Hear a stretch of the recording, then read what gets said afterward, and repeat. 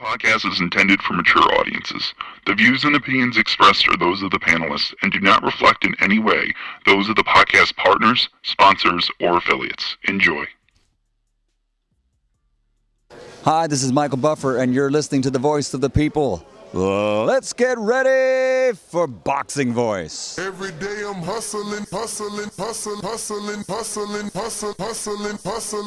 love boxing. I love being in there. Every day I'm hustling. Every day I'm hustling. Every day I'm hustling. Every day I'm hustling. Every day I'm hustling. I love boxing. I love being in there, in the ring. So being with my fans. I love fighting. What does Caleb Plant bring to the table on Saturday that you've never seen before? He's a good fighter. He's a good fighter with a lot of skills, but it's nothing new for me. I've been in there with a lot of good fighters, so it's nothing different. I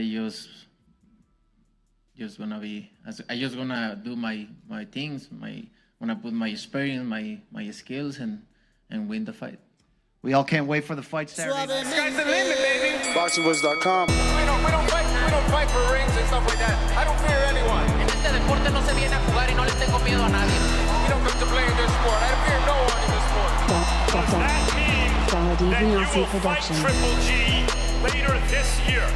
Como lo dije en la pelea pasada, ahorita mismo me vuelvo a poner los guantes. As I said in the last fight, right now I'll put on the gloves again. ¡Viva México!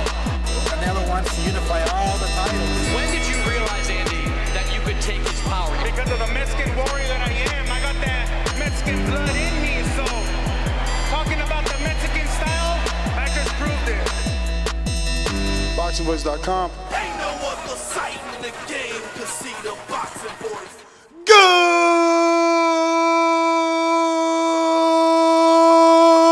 morning, TBV. What's going on? Ladies and gentlemen, welcome back to another one. It is fight week. Yo, I'm definitely excited. I locked my bet in, but that is a show for another day. But tomorrow we will be doing a show on the path to a win for Caleb Plant. And what I will be saying today is, I told you so. My bookie has deleted that plus 3,400 by decision on Caleb. That must have been another one of those mistakes. Remember that time I gave you the betting tip on Lennox Allen? Remember Lennox Allen? It came out of the Sosa crew, and I told y'all he was like a plus 480 or something. And I was in Jamaica. Everybody made money. I mean, all the people that believed me, obviously. We all made that bread off Lennox Allen. Remember? All right. Well, this is what we talking about right here. You know, once they start taking bets out, something's up. I'm just saying, something's up. But listen, we're here to discuss exactly that. Canelo versus Plant, betting lines update. Money landing on Alvarez like raindrops on the floor. Let me tell you, everybody is just betting on Canelo Alvarez. Now, when this fight opened up, it opened up at around, let me just double check. It opened up at around a 650 for Canelo, minus 650 for Canelo. And he's gone up to at least 1,000, minus 1,000 on most betting places. Right now on mybookie.ag, he is a minus 900. And Caleb Plant, who opened up, right? Plant opened up at a plus 500. He's plus 450. So money's coming in on Caleb Plant. Now, in most places, Caleb is a 600, minus 600 underdog. So, listen, 600 is better. If you're betting on Caleb, you might as well go ahead and look for that 600.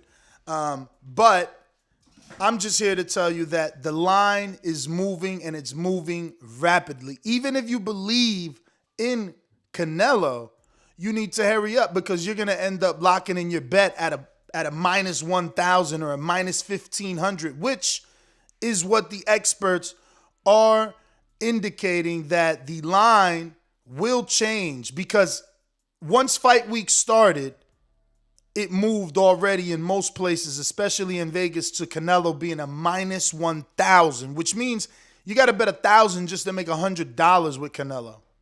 So, you know, you want to get those bets in early. Now, there are tons of prop bets, and I know because this is such a big fight, more will continue to open up. For my football players out there, my bookie has obviously NFL betting and all those other sports, but this is an interesting prop bet. You know, I know I'm not a football guy, but they have a prop for offensive rookie of the year. So anyone who's into that, you know, and everyone is plus money except for Jamar Chase. So, you know, just in case all my football fans out there. But when we talking Canelo and Plant, the over-under changed. The over-under changed. That's it. I've convinced enough people that the over-under has changed. Remember, all the money was coming in on Canelo to win by knockout. So that was under 9.5 rounds. That's minus money, right? Because people believe the fight will end in knockout. But now over 9.5 is also minus money. Why? Because people are starting to believe that this bigger, naturally bigger man can box. And that he's going to give Canelo problems and go 12. And listen to me. If you follow, if you follow me, you don't know. But if you're in the Border Wars chat, if you're in the pre-pro, you know. I'm trying to get this guy on, man. I don't want to say his name or anything until I could get him on the show. But he made a fantastic interview that pointed out a lot of things about this fight.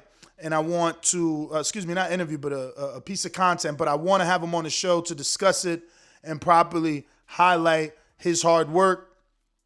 But he pulled a lot of similarities from my own argument with Caleb Plant. You know, the movement, the jab, the IQ, the counterpunching ability. You know, he's got that pull right hand. You know, he's Mayweather and Roy Jones influence. It's easy to see where he keeps his jab hand, how he uses his jab hand as defense. You know, watching Caleb Plant last night,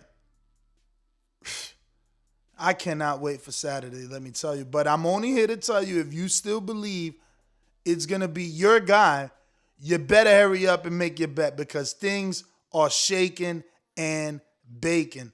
In about a few days, most people are going to expect that Canelo Alvarez, who is amongst the world considered pound for pound the best boxer on this planet, we all think he's going to dominate the massive underdog Caleb Plant. Caleb hasn't been here. He hasn't been on this stage. He hasn't been in with this level of opposition. And ever since the odds makers set the betting lines, like I told you, on both of these guys, almost no money has come in on Plant.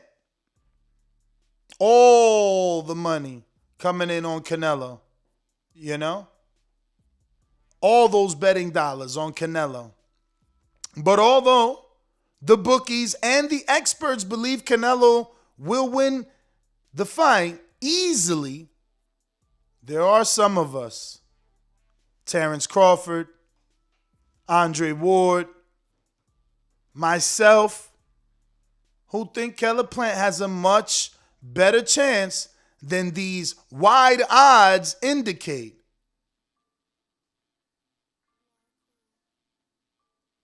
But we're going to keep following this. Fight night is upon us, and Caleb will have his opportunity.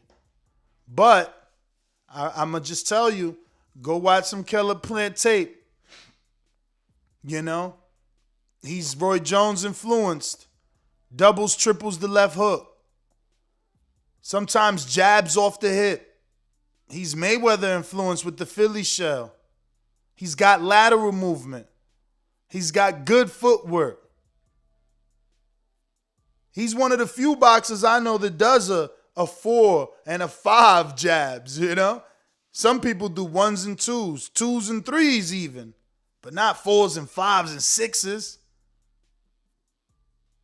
I don't know who Crawford's coach picked Troy's smoke alarm, but I know Crawford has some choice words about how he felt Caleb could win and how he feels people are underestimating Caleb's skills. But neither here nor there, because we will be doing a path to Caleb Plant's victory. Not today, but maybe mañana. Today, it's about all the money coming in on the favorite, Canelo. And it's today's about us telling you we told you so. Whoever didn't lock in their Caleb Plant at plus 3,400, which I won't lie, I gave you the advice and told you to lock it in at plus 3,400, and I didn't lock it in at 3,400. I end up locking mine in at 3,000, which 10 measly dollars gets me back 310. Hopefully some of you took my advice early, and 10 will get you 350 back. You know what I'm saying? And if you did get that 350, you know what you got to do. Shoot me a little something, because I'm the one that put you on the Killer Cam bet. Now, that doesn't mean that the safest bet to make still remains to be this fight will definitely go the distance. I haven't felt strong. I mean, by the day, I'm feeling stronger. By the day. And anybody in my Border Wars chat or my people, I know they feel stronger after watching the video I sent them. They know now. Maybe that man who I want to have on this show done a better job explaining the characteristics and physical attributes that will benefit Caleb Plant in this fight. A, naturally the bigger man. Naturally the bigger man. You know? What's he going to balloon up to on fight night? B, people have it mistaken because Caleb gets hit. When he jabs, his head's off the line. When he jabs, it's different speeds. When he jabs, it's different heights, angles. He might lean to the right, kind of went like Lubin when he got hit by Charlo and then jab. Or he might squat down and jab upward with a 3 machine gun-like jab. Or then he might jab circling out. Remember the Porky Medina fight? Listen, this is going to be a fantastic fight. Now, the thing is, obviously, Canelo's a body shot machine. So he will eat some of these jabs to land some of these body shots. But that's where Caleb's sweet hands come in. Sweet hands come in when he starts hitting you with them combination punches, and Canelo just ain't been used to that. When them shit's coming from all angles, boop, boop, bop, bop, bop. About 3 in a row, and then he uses the feet to get out of danger. Versus being Gennady, who stood right there. Even Jacobs, if you go watch the Jacobs fight, he slightly moved it. You can see he was moving. Canelo had to come forward. I'm telling you guys, it's going to be interesting. But listen, I'll be here live Saturday night. We're going to do a live fight chat. So if you're interested, if you want to rock out with TBV, my link is already set. It's already scheduled. You can go ahead and bookmark it. You know, you can set the reminders here on YouTube, and they will send you a reminder when we go live. But it's easy as showing up here Saturday night around midnight, to be honest with you. Ring walks, I'm not expecting ring walks till about 11:30, even 11:45-ish. But that's where I expect them to start coming out to the ring. So we got obviously the same poll. Canelo versus Caleb Plant. Who wins and how? Canelo by KO continues to be the fan favorite. And I'm just telling you guys, if you're making that bet, you're going to lose your money.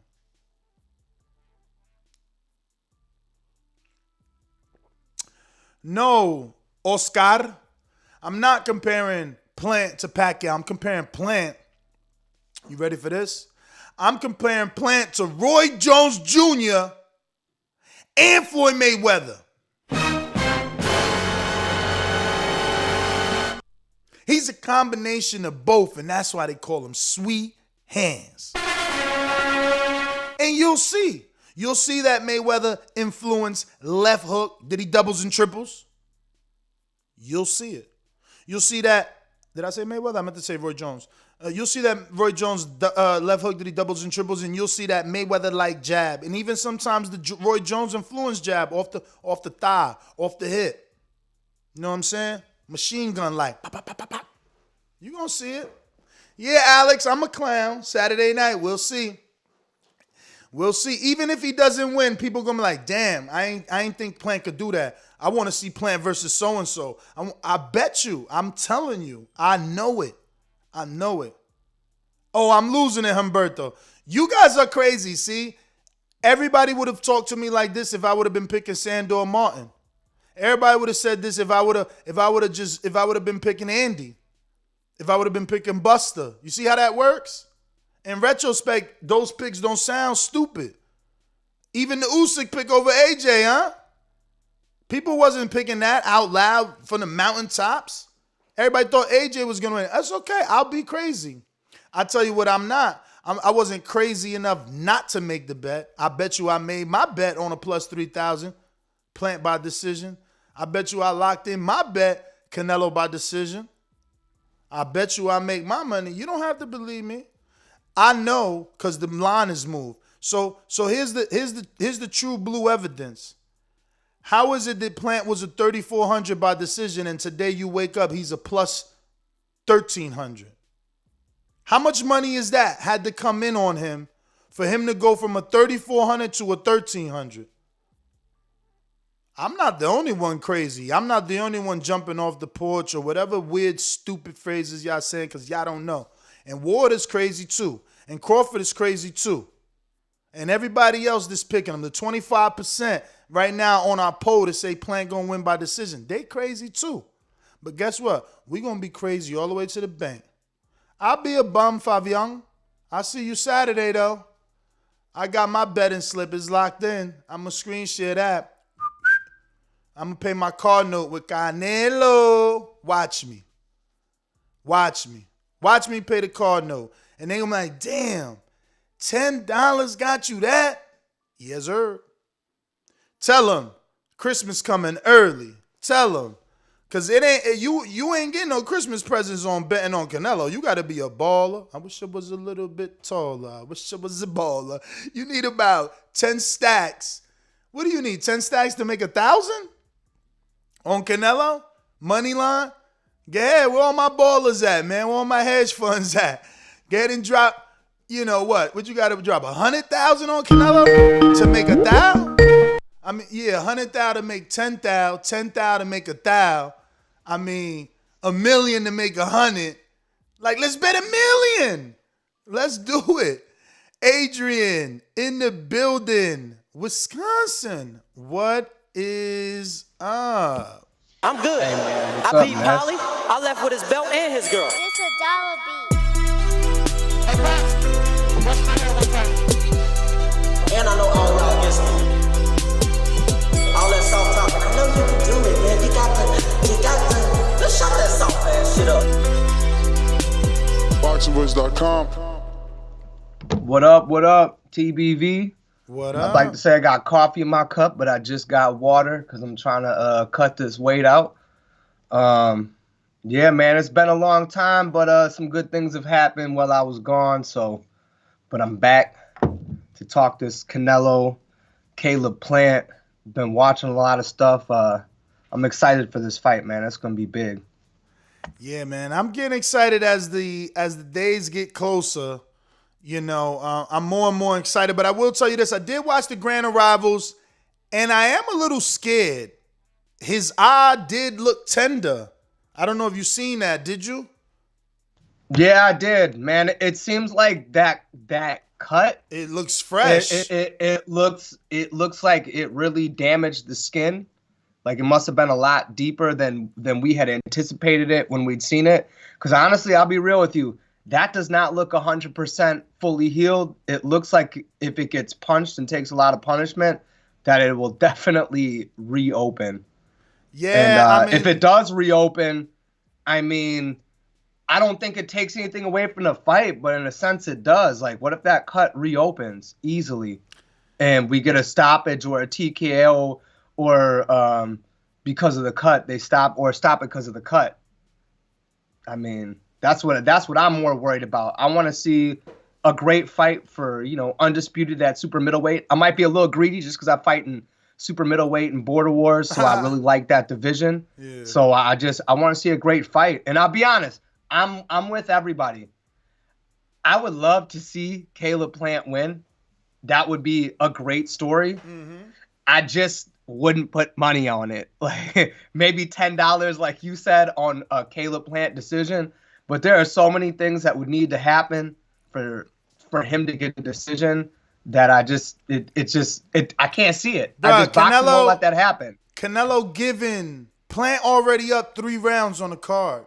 People think it's backwards. People think Canelo's up on the cards. Plant's already up because Canelo's he's gonna do the same thing he done. I watched the fights. He gave up the first couple of rounds in the Callum Smith fight, first couple of rounds in the Jacobs fight. And I won't front. In the Jacobs fight, it felt like he was coming on early. Like, towards the end of the first round, it already felt like he was hunting for Jacobs because Jacobs was on the back foot from the opening bell. But Kovalev, he took a couple rounds. That jab. Kovalev had him at the end of that jab for most of that fight. And to be honest with you, I thought Kovalev was winning that fight with a jab until it was over. I mean, he was sticking him. And Kovalev never dropped the crushing hand. Like, he didn't really drop any power shots. And he was pretty much controlling it with a jab most of the time. I mean, Kovalev knocked out Alvarez with a jab, right? Because he was tired. I mean, so Canelo has this history of, to me, no matter what weight class you're talking about, like 147 and up will go, of being outboxed by a guy with a good jab. But then, he's always been able to come on, get the guy out of there, or come on in the fight. As of recent, I'd say the body shots. Dudes be pumping that jab till they get hit in the body a few times, and then they're not that confident. Which, I mean, I can understand because a good body shot will take it out of you. But I think Caleb, he's got the movement. He's got the boxing skill to jab, punch, outbox Canelo. I mean, let's look at Amir Khan. Do we think Amir Khan was really losing that fight before he got knocked out? We just know with Khan. He got a glass chin. It was just a matter of time before he got touched. But, man, he was quicker than Canelo. He was landing combinations on Canelo. I mean, so let's not act like Canelo's style isn't to be hit. Like, to be honest with you, the thing is with that Khan fight, bro, people like, yo, Khan was winning till he got knocked out, but they're like, how do we know that wasn't by design? Like, you fighting a dude with zero power. Like, how do we know you just wasn't afraid? You were just setting him up for that right hand, and it took some time to do that. I mean, don't get me wrong. I think that too, because look, Canelo's style now, and like, let's even look at Tank, right? These guys come in, their defense is pretty good. I'd say Tank's isn't as good as Canelo's sometimes. But they know they have the power. They wait for the openings. They got great timing, good twitch muscles. And when they find that opening, they find it. I mean, Tank will go to your head. I feel like Canelo's going to beat your body to the point that you're scared to get hit with that shot. And guess what happens? You drop those hands just enough. And he eventually goes up top and hurts you. But yeah, I mean, I do think that's by design. I do think Canelo's willing to lose rounds against, I guess what we would call people who aren't necessarily hard punchers. Because he knows that later on, he can get you out of there. And two, let's be honest. If you're throwing a lot of jabs and you're doing a lot of movement, you're using a lot of energy. Mm-hmm. If your stamina, if your gas tank is not there, the second it starts to get low, guys like a Canelo, a Tank, or anybody who fights that style is definitely going to catch up to you at some point. and hit you with some hard shots. And it's going to be whether you can withstand those shots, keep moving, and using the same plan. Like the Yildirim fight. Now, I'm not saying Yildirim's on any level of Canelo. We all knew what kind of fight that was going to be. But, man, that boy got hit with the first body shot. It was over with. He was just there to try to survive after that point. Once he felt the power, he was done. All that talking about how he could be somebody who could compete, it was over with once he got hit with the counter body shot. He didn't want to throw those jabs anymore. And if you don't throw a jab, if you don't keep Canelo off of you, it's going to be a short night. Yeah, and that's where the ability of Caleb Plant is highlighted. He can pivot very well and hook off the pivot, double, triple even if he wants to. He can jab, double, triple, quadruple, 5 jabs if he wants to. My biggest issue is what you mentioned already. It's evident when your game plan is to move, you have to have the energy for that. Now, Floyd Mayweather was able to get it done over Canelo with minimal movement because he makes you miss and makes you pay. I don't know that Caleb has that ability. He's got the pull counter like Floyd, where he baits you in. He's dangling that head right at you so you can throw the jab or throw the right, pull back, throw his own right. But he's not as accurate. You know what I'm saying? And here's a cerebral thing, right? Floyd is cerebral. He stood in front of Canelo, and he beat Canelo. He beat the bully. Let's be honest. We all thought, everyone's like, Floyd's going to run. He's not going to sit and trade. Nah, he sat, established his spot in the ring, and he countered. And let's just say it. Canelo's got a great chin. Floyd at that point in his career, not throwing weaker punches, but let's just say he wasn't knocking people out, right?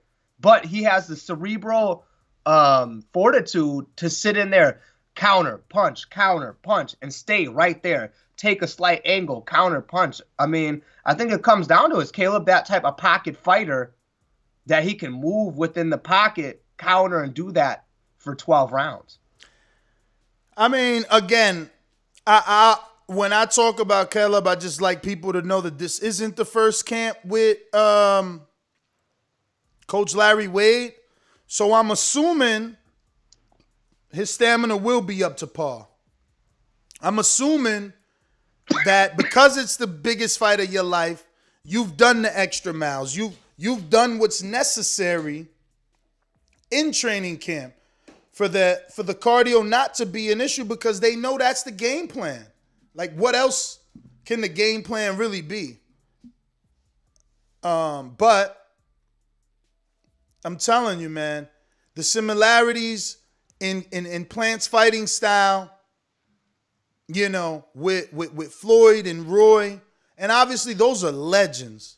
Those are legends. So I know a lot of you guys are like, this dude's disrespectful. Plant hasn't fought anyone. But no one has fought no one until they fight someone. That's just how it goes, You bring your fight up, you bring your fighter up, and then he fights someone. And look, we just seen that this weekend on Top Rank. Lefty Guns, he was 10-0, 8 KOs. He didn't fight no one.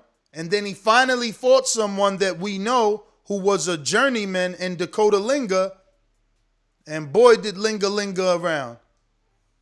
And didn't get a loss. He got a draw, So this is a tough business, man. I will ask you this. I know you got something on your mind, but I wanted to ask you this because obviously there's a few smart people, Ward, Crawford, other people out there that are believing Plant has a shot, but no one has come out right and said it other than guys like Crawford and Ward. Everybody is on the fence. But, I mean, in this day and age, Canelo's the face of boxing like Floyd was. So my question to you and to the audience is, so why would Canelo choose a guy that he can beat or can't beat? You understand? Like, is he going into this fight looking for a challenge and he doesn't know that he can beat Caleb Plant? Or do you think he chose Caleb Plant because he thinks he can beat Caleb Plant? And that's why the betting lines obviously are indicating that. Like, as the face of boxing, would you really choose someone you can't beat is, I guess, my question. Now, I'm going to say this. Because Canelo chose to fight Floyd, his team didn't want him to fight Floyd, I think that Canelo would choose somebody that he thinks can beat him. I do think the guy genuinely wants to challenge himself at some level. Like, I look at that as he always challenged himself. But look, he's going for undisputed at 168. Who's got the other piece of the title? Caleb. He's got to go that route. It doesn't matter. I'm not saying that. It's not even Caleb. Let's be honest. Whoever had that belt, Canelo was going for, whether they're considered weak, strong, or in between. I think it's a bigger test for Caleb because, listen, what do you think Caleb Plant's biggest win is? Is it Uzgadagi? It sure is the biggest win. Okay, so that's his biggest win. So we're also looking for a guy like Plant because, let's be honest, Truax, that's his last fight. I'm pretty sure the last guy he fought. We know that name, but I mean, former world champ. So yeah, it's a former world champ, but honestly, people didn't expect Kella. They like to say he had issues. I haven't gone back and watched that fight. I want to go back and watch it because people like to say that he had issues with Truax. And even if it's true, you know, Truax became a world champ and he didn't want to, he was given another opportunity to be champ again in another division, right? Because was he champ at 68 or 60? I think he beat DeGale at 60, no, for the IBF. I'd have to do the research on that one. But my thing is, Truax isn't a bad fight. Like, I wouldn't call him like the guy you had on the other day. I wouldn't call him a C-class fighter.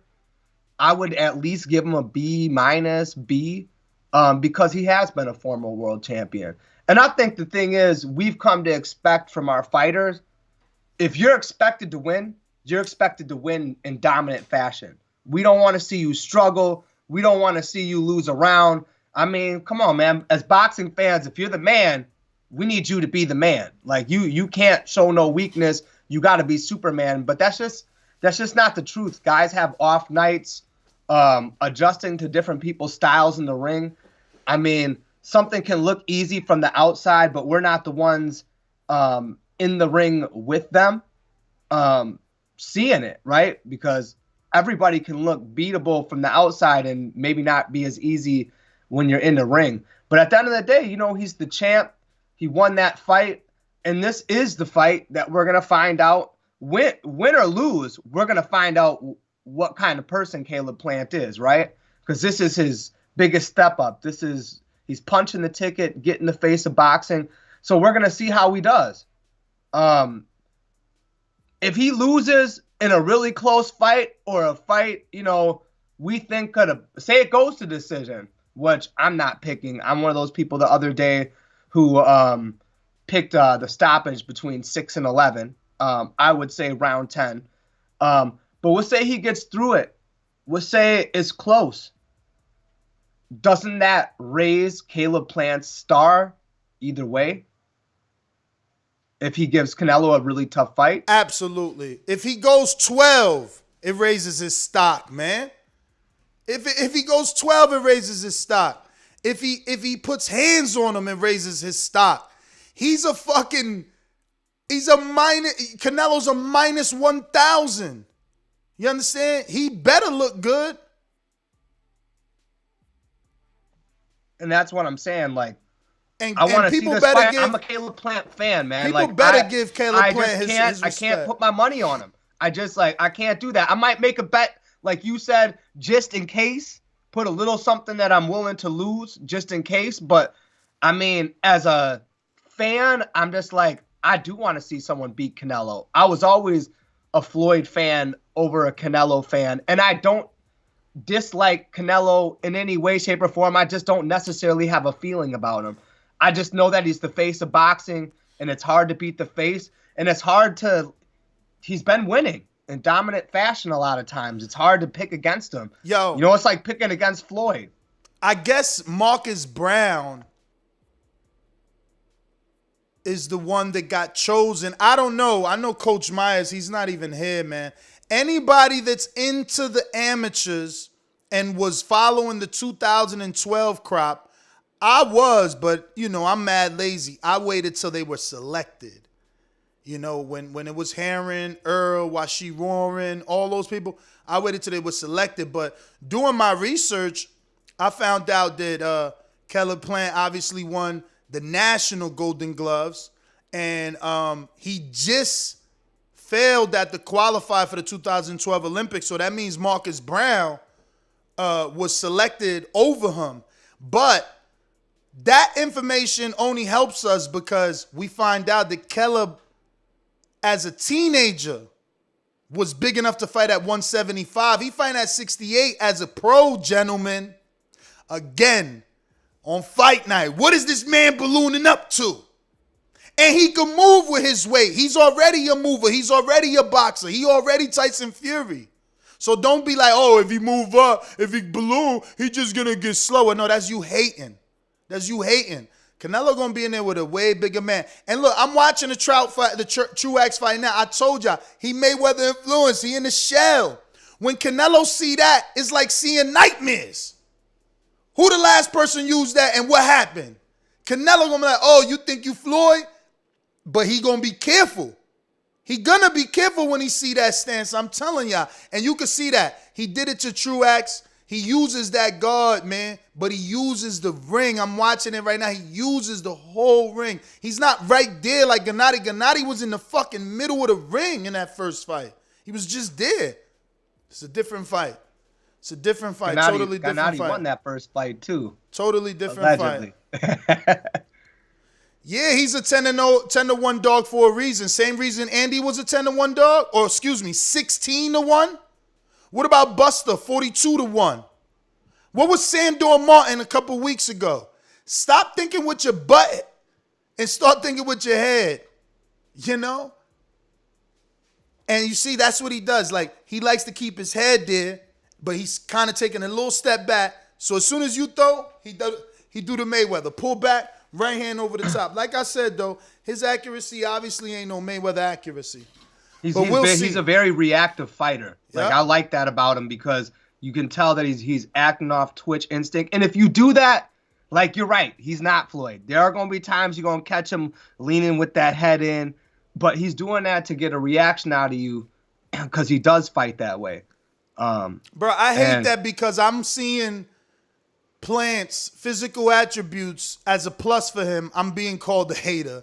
My hatred runs deep. Like, you dudes are weird, man. I heard your argument with Lady Chan yesterday about who was y'all talking about the other the 170. Oh, Lenny Castillo? No, Callum Smith. Wasn't y'all just comparing the weight strength because she said that he was stronger? Yeah, and you were comparing the.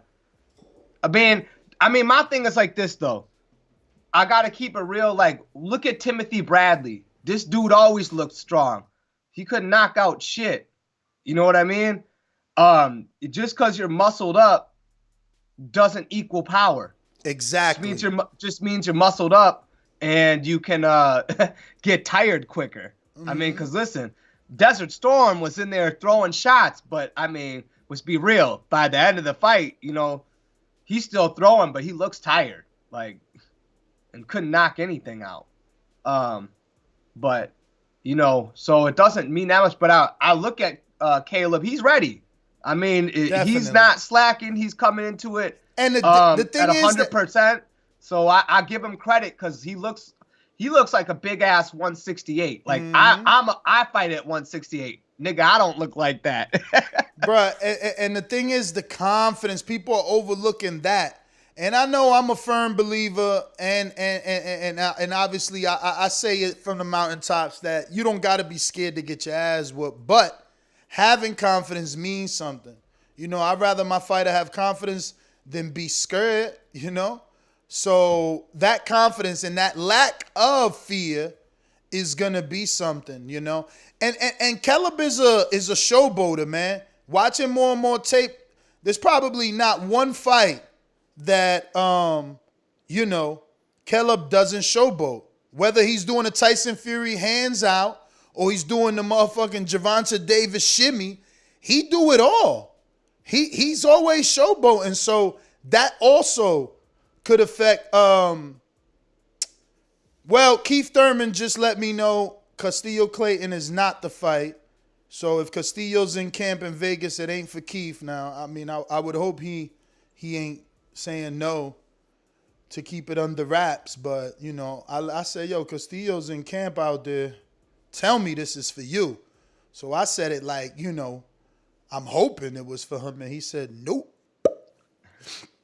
So, Jeff, you were wrong. I hate that you were wrong, too, because I really want Keith to have a fight like that. Like, Castillo's a solid fighter who deserved the win over Lipinets, but he's been out.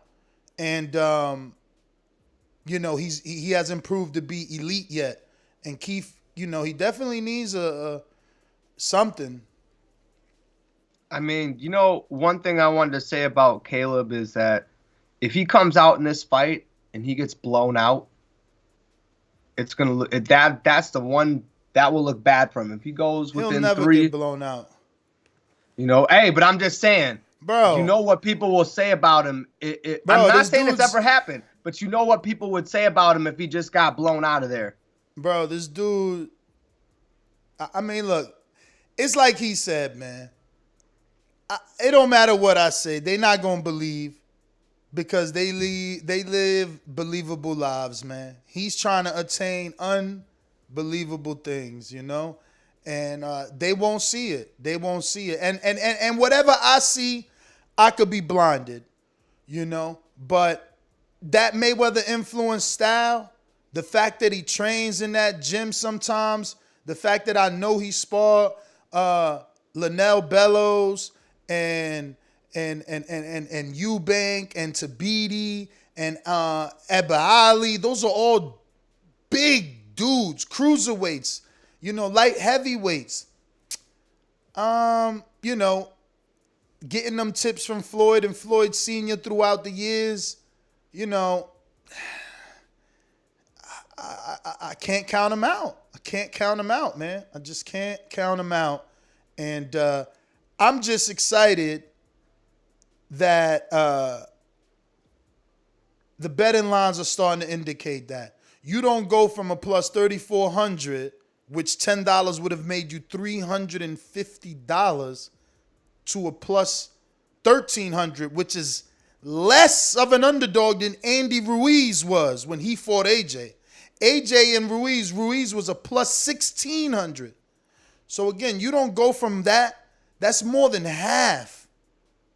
That's more than half of what you were, changed overnight. Nah. Something's He's up. got some of the best coaching. He's got dudes around him, good guys around him. Like you said, he's doing good camps. He's as ready as he's ever going to be. So we'll see the result of 110% Caleb Plant. The only thing is, I'm with you, man, that I really hope a cut doesn't necessarily open there and it affects the outcome of the fight that we would have originally had without it. That skin does look tender, let me tell you, man. I don't know. He said it was okay. He said, look, that happened Wednesday or Tuesday, and we sparred on Wednesday and Thursday. But here is a close-up of it. And I just hope it doesn't break. I hope it doesn't break. But I think I was watching the Ustategui fight, and he was cut in that fight. You know, he was bleeding in that fight. So I hope it's not a case of Caleb has fragile skin, you know, because that would be whack. You need some tough skin. You're gonna be in there with Canelo. Yeah, man, ask Billy Joe Saunders. You need a tough fucking eye too. I got Joe Mireles. So Plant could beat Saunders. I think, you know, obviously we'll never know. Billy Joe's been in the ring with better opposition. But Billy Joe, you know, it can't be argued that he doesn't have a killing instinct. He don't kill nobody even when he is winning. You know, I don't know, man. I would be picking Plant over Billy Joe. You know, it's not like I waited for Billy Joe to lose to start talking about his press conference with Eubank saying that Gennady would beat him and Eubank on the same day. Like, the minute he said that, that's become something we talk about on the show, because in this sport, you got to be mentally tough as well as physically tough, you know, and that was a red flag for me. The same way it's a red flag for people with Ryan and his mental health issues. So, you know, we can't act like we didn't factor that in, you know. Then, you know, you go on in retrospect to see this, my man retired after the loss, and then you really consider, like, you have to question yourself, like, how durable is he? He cashed himself out. His promoter didn't cash himself. He cashed himself out. So it's like, how do you compare a scared man to a man that's smacking Canelo? You got one man saying, we'll get beat on the same night. You got another dude smacking the face of boxing. There is no fucking comparison. Only you weirdos would compare that shit. Billy would get slaughtered by Caleb Plant. I mean, I don't know, man. He might send his son to dick punch Caleb, you know, exactly. in the middle of the round or some shit. We got Rider of the Storm. Good morning, Ness. I'm rooting for Canelo this weekend. The idea Plant could win isn't crazy. I'm very interested to see how Canelo adjusts to the movement. Oh, yeah. Expect movement, man. We ain't running on the track for nothing. We ain't marry a UNLV track, D1 track star for nothing. We ain't got Coach Larry Wade for. We here to move. We gonna stick and move. Watch. Ivan G. Ness is trolling. He is secure with his pick. He believed Plant emoji, can do it. But he picked Canelo with us, and at the end, he will be like, I knew Canelo was the king. No. I bet Canelo plus 200 decisión because I'm certain he ain't knocking nothing out. And then I bet $10 on Plant at a plus 3,000 to make 310 decisión because I know Canelo ain't knocking out nothing. So there's only two ways this fight gonna win. Decision. One or the other. And I'm picking both of them because I'm a better, not a dummy. That being said, obviously Canelo's the favorite. You know what I'm saying? He's expected to do it like he did it over Jacobs and all the others. But he ain't going to get this knockout. I don't know, man. Okay, Keith. He looks irritated and disrespected. That's what I take from it. He's pissed off because, you know, Caleb Plant brought up the steroids. You got mad. I think Canelo got a little bit of more personal stock in trying to stop Caleb this time.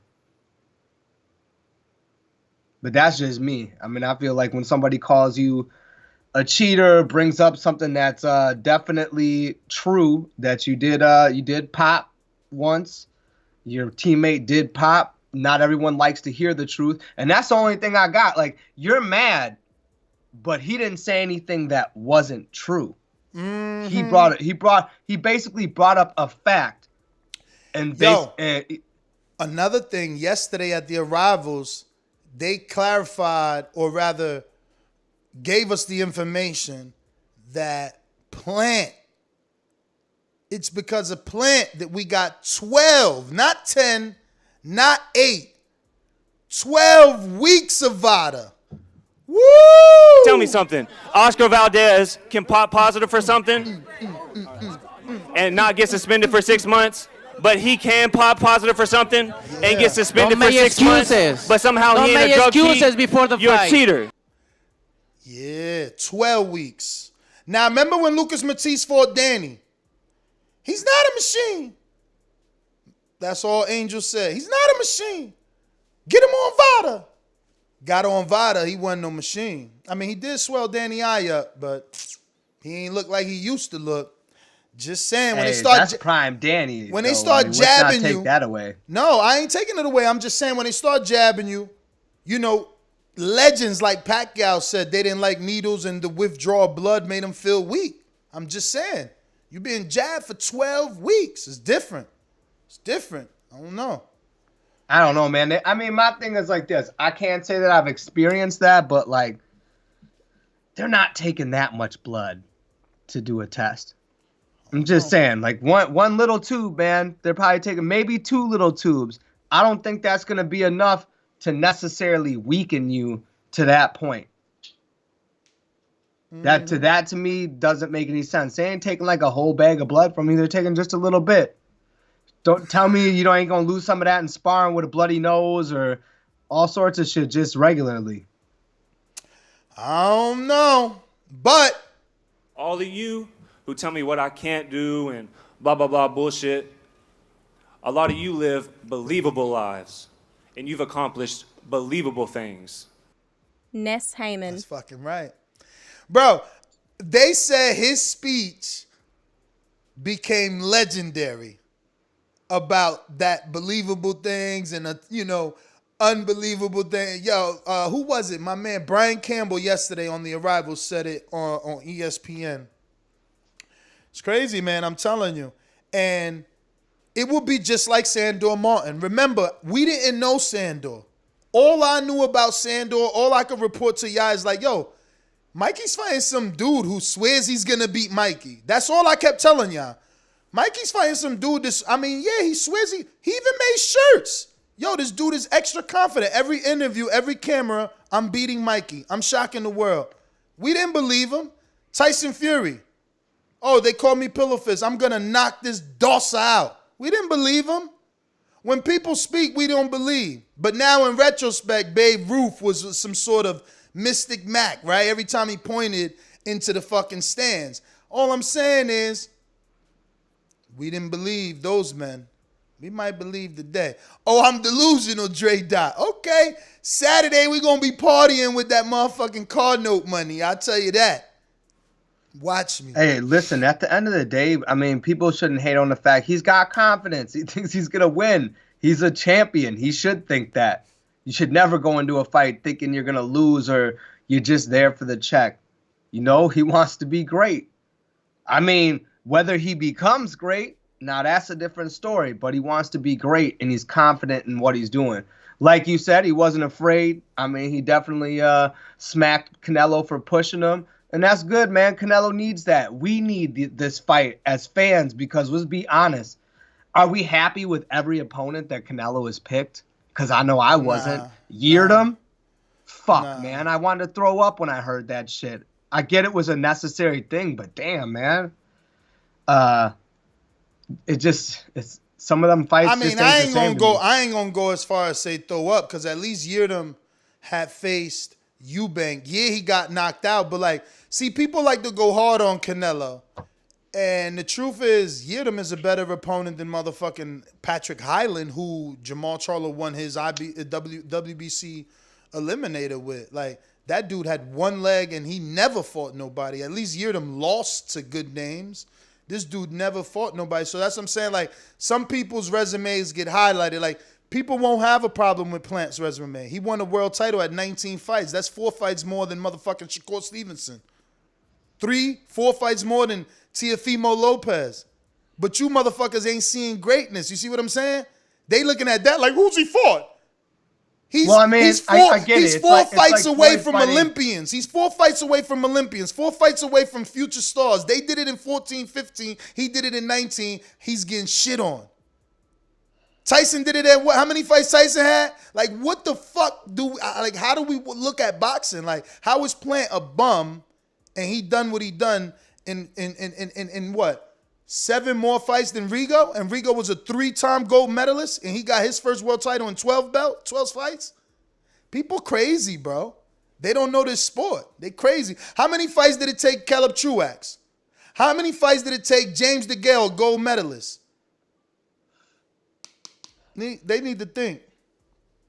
I think at the end of the day, it's like you can look at resume. It's like let's look at Floyd for a second. Carlos Baldemir. Now, if you follow Floyd's career, you know why Baldemir got the belt. He beat Zab Judah. Yeah. He just pressured him and broke Zab Judah. But yo, which is crazy. Which is crazy. Think about it. Now, in this day and age, Barrera would have had a rematch clause. Because AJ always got a rematch. Cause like, how the hell he lose all his belts? Zab lose all his belts and Barrera get to move on? That was crazy. Like Baldamir's like, we laughed when Floyd, like, he had the belt. I knew like Floyd was fighting him, but I never, for 1 second when they were promoting that fight, I was like, damn, Floyd, like, this dude's fucking trash. You should still go fight Zab. It's going to be a better fight. It was supposed to be Margarito, though. It was supposed to be Margarito. Well, I mean, we know that fight never happened. Would have been a good fight, though. Rematch room. They crazy. But I'm saying that just to say, like, when you look at records and champions that people beat, former champs, sometimes you got to follow up to how that person got the belt, who they really won the belt from. Is it just a circumstance of the division at the time and things that shook out? You know, that's what I look at. Is you can't always be mad at somebody's resume unless you really look at the resume. I just, we're tough on Canelo, but I think when you're the face of the sport, you got to come under that fire, because at the end of the day, we held Floyd to that. People got mad at Floyd. All he did was cherry pick people at the right time, this, that, and the other thing. There was no fight that Floyd took that people don't question for the most part. Or argued about, bro. Like, no one was happy every time he picked an opponent. It's now that he's gone. You know what I mean? But no one was happy with Barrera. You know, the Mosley fight, we was actually happy with that. But not everybody. There were obviously people that tried to say that, he waited forever for that. The Cotto fight, same thing. He got, hatred saying that he waited forever to give Cotto the fight. He never fought Margarito, never fought Paul Williams, never fought Gennady. Gave Canelo a catch weight.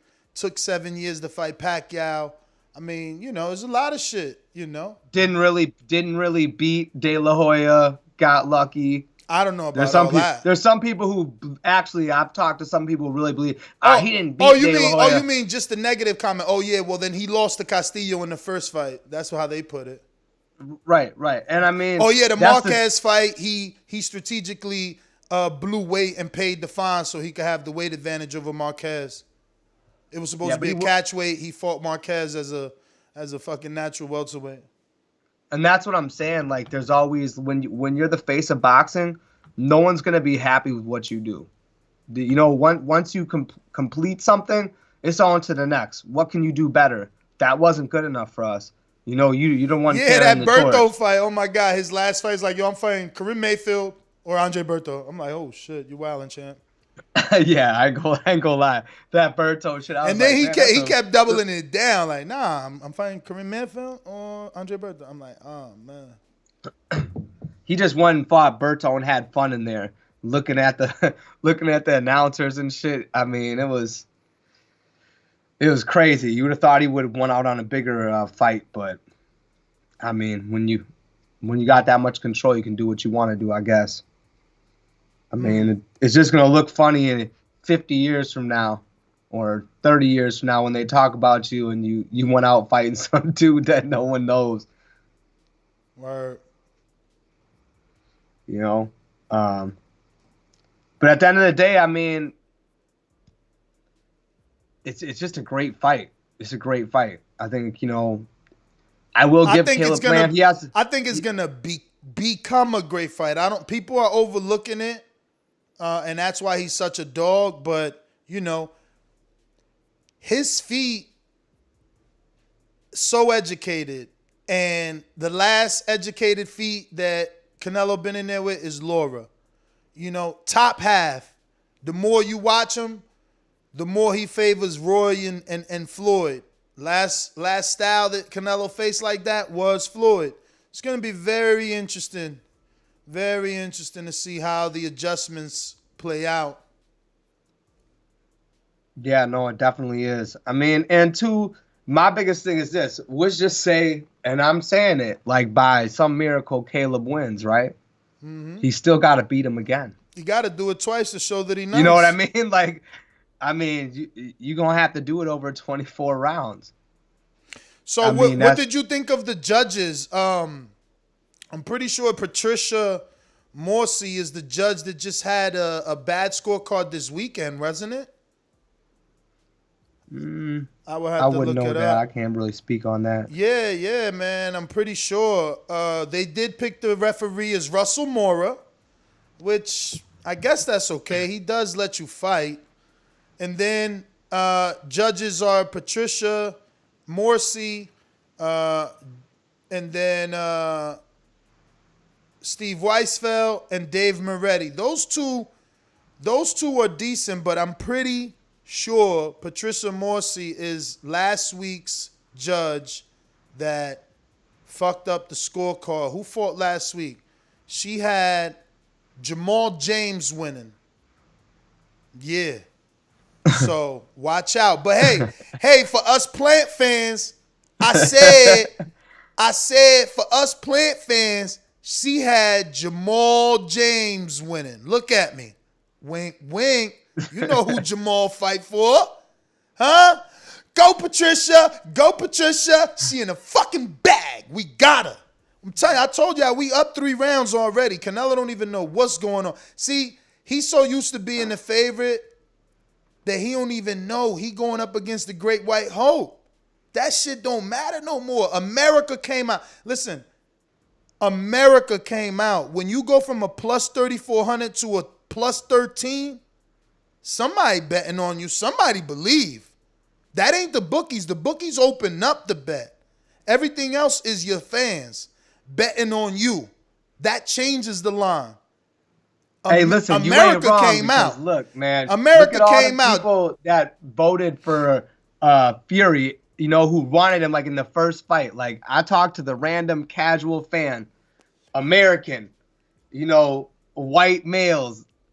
Oh, who's fighting? Oh, yeah, I want that Fury guy to win. Not knowing shit about boxing, just because he's a white dude, and I know it.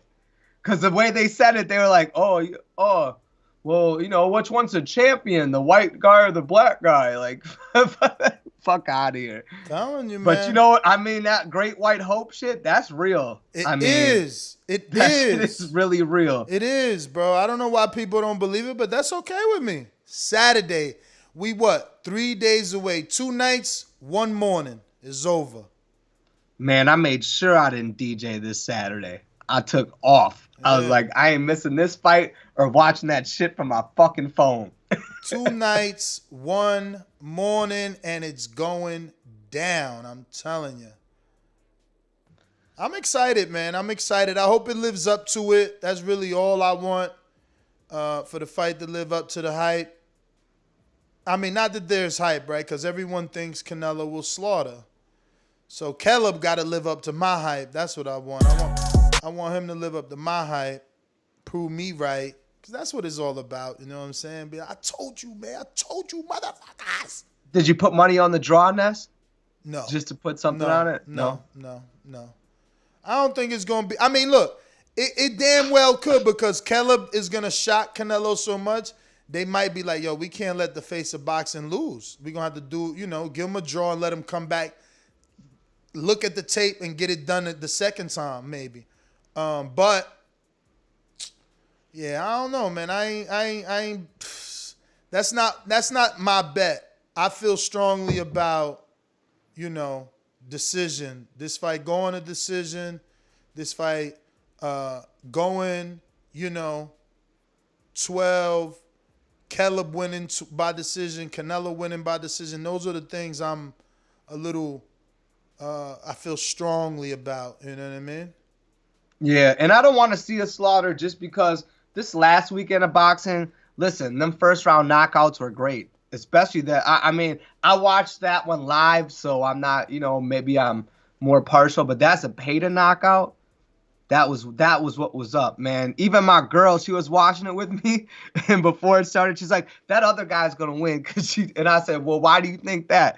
She's like, because Josue looks like a douchebag, and douchebags get their ass beat. Yeah, man. No, he turned a lot of people off. You see, and that's the thing with being the heel. Like, they love you, but they hate you, right? Because we want you to be Clubber Lang, but if you lose being Clubber Lang, we hate you because it's like, dog, how you acting tough and you ain't really tough? So it's a double-edged sword for sure. For Josue, it backfired because I know all the Puerto Ricans was rotten before the fight. Now, after the fight, they like, come on, man. You was on some disrespectful shit, and you got your ass beat. They was in the crowd crying, bro. No, that was his brother. That was his brother. But right now, I don't know if you following, but on YouTube, if you're following us on youtube.com, where you should be subscribed, and you should have already hit that notification bell so you get notified every time we go live, because we going live multiple times a day at 7 p.m. You already know we got a Border Wars show. Border Wars December 11th. It's going down. I just got my 10 by 10 tent. It's going to be amazing for the weigh-ins. You guys better show up or I'm cutting you off, bottom line. But I'm showing some Caleb Plant shadow boxing. This is his media workout. We had Daniel Alvarez in attendance, and I just love his sweet hands, man. I just love his movement. You know, it's not a Jacobs. Jacobs doesn't fight with these different levels. You know, he doesn't give you different looks. You know, he's not there. Even the jump rope. Look at my man's jump rope, bro. Look at his feet. This is what I said about educated feet. You know your feet educated when you could jump rope like this. Look at what he's doing. Wait till it zoom in on his feet, bro. Daniel caught that. Like, look at what he's doing with his feet. Come on. How you jumping and twisting on your heels? Like, y'all disrespecting my man's footwork, but it's gonna all blow up in your face, man. All I'm saying is Islandri Lora. Remember that name, man. Floyd Mayweather Jr., remember that name, man. Even Daniel Jacobs, I know he looked bad, and there's highlights of Daniel missing 1,000 jabs, but guess what? Those 1,000 jabs had who on defense and not on offense. Yeah. And who could throw more jabs than Daniel? Yeah. We had CompuBox on yesterday. He said Caleb throws 50 punches around and only increases as the fight goes by. Yeah. Y'all keep sleeping. I can't wait. 3 days. 3 days, fellas. You sleep, and I'm going to just laugh. Because that's what boxing's about, man. You know, it's like when you're watching football. Go ahead. On a side note, I finally got that boxing ring you was telling me to get. Yeah, boy. I got the ring. Is it being delivered or is it already delivered? Nah, I already got it. I just got to put it together, bro. I went and got it, man. A blessing happened. Something fell in my lap. I went and got that ring. I just got to set it up. What's up? What size is it? 16 on the inside, 18 on the outside. Wow. It's going to fit in the dojo? Well, listen, George opened a new location, and from rumors, he's going to buy that building. So when you were there, we didn't have the back room. I got a whole back room. But it's huge. But there's like some restaurant shit on the other side. So I mean, when I was there, you showed me the back room, but did you clear it yet? That's what yeah, we cleared it. Like, no, I got the rope and I got stuff back there. We use it. But now I got the ring back there, so I'm kind of just measuring it out. If it can't go in that gym, George opened a gym that's huge in like 30 minutes away. That's the only problem. It's further away, but if I have to put it up over there and just do my sparring and stuff. Yo, but why he don't just give you that whole gym if he opened up another gym, or is he getting rid of that gym? No, he's keeping that gym too, man. You know, it's about multiple. Oh, he's trying to franchise. Because I mean, to be honest with you, the goal is to have a gym, a ring in each gym. Like I know he might even just go ahead and get a ring for the other gym. I just, I needed to get a ring for me. I needed to have that. So yeah, it is what it is. Now you could charge him to rent that motherfucker to him when we come back. Shit. Hey man, this one's it's closer to the ground. It's like a more of a floor ring. What, 12 inch or on the floor, or is it 12 inch above the floor? Well, with the wood and the way it's built, it's probably close to 12 inches off, probably more like 8. Okay. It's not right on the floor. Yeah. I mean, it's got a frame and a platform. It's just that's good. It's just that's like Doomy's ring. Doomy got his home gym in Elizabeth is about 12 inches off the ground. I actually like those better than the 4 foot because you got to go up the stairs. Sometimes you be coming out dizzy, not necessarily from punches, anything could, anything can make you dizzy. You know, like Enrique fell out of 4-foot ring. You know what I'm saying? Oof. Name him. Who knocked him out? We ain't gonna say his name. Who knocked him out of the ring, B-hop style? But yeah, that shit ain't no joke. Being on a 4-foot platform ring. Yeah, I mean, don't get me wrong. It's a training ring. Like if I wanted to do it, like make it look nice for competition, I'd have to buy like a whole new canvas.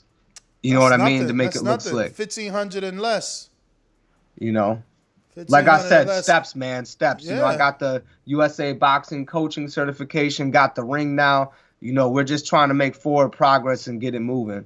All right, absolutely, man. Congratulations for sure. I know that's been something you've been wanting to do for a minute, and I'm only happy for your kids, man, your students, because that's gonna motivate them more. Like I honestly, I can't work out in a gym that don't got no ring.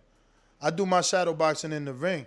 I ain't trying to shadow box like on the floor and shit around the bags. Unless it's clear and there's a lot of mirrors, then that's different. I love mirrors. But if it ain't no mirrors, then what the fuck? I need to be in the ring to simulate the fight. You know what I'm saying?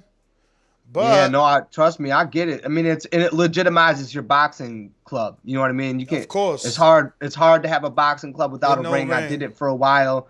Took my kids as far as I could that way, but you know, it's time to get a ring, and because we're gonna start going to tournament this month, so you know. Yeah, let me get to some of these super chats, but once again, congratulations, my friend. I can't wait to go out there and be able to check it out. I've been to your gym a couple times now, so to see the improvements and the modifications would be dope. I'm happy for you. We got Don, who says Plant dominated Truax. I see that fight at least. I seen that fight is what you meant to say at least 5 times. Check out the fight. Yeah, I was just watching it right now. But the thing is, he dominated Truax, but he does get hit, and people like, yo, if you getting hit by Truax, how you gonna, you know what I'm saying? How you gonna, do with Canelo? Now, on the unofficial scorecard, they did have at the time of the 11th round, Caleb Plant won every single round on the unofficial scorecard. So that is clearly a domination. But I guess people over-exaggerate because he's fair-skinned, you know what I'm saying? So whatever does land does make some sort of mark or show some sort of damage. But he definitely was breaking my man apart, man. It was just levels. But Show Me says, do you think PBC is going to let Canelo walk out of the ring without those 2 fights? Caleb win or draw? He like the fixes in. Yo, they gonna keep him. They over got there. Patricia Morsi. I'm telling you that. I don't know how the fuck Canelo and his team let that slide, bro. That was crazy. Hey, because they believe they're gonna get the stoppage. That's why. I'm telling you, that's Canelo's plan. He want to break that dude. We'll see. We'll see. Yo, so I'm anyway, today's Border Wars, 7 p.m. Eastern. Join me, 7 p.m. Eastern, Border Wars. We're going to be talking. We do have a cancellation we have to talk about, which has my heart broken. 7 p.m. Big news on Border Wars. December 11th is going down right here. Plant City, Florida. Get your tickets.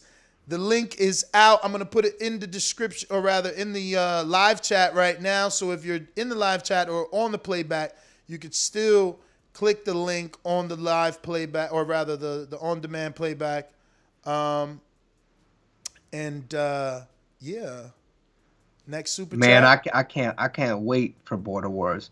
George renting one of them big Jeeps with the, where they wide open and shit he was showing me. Yeah.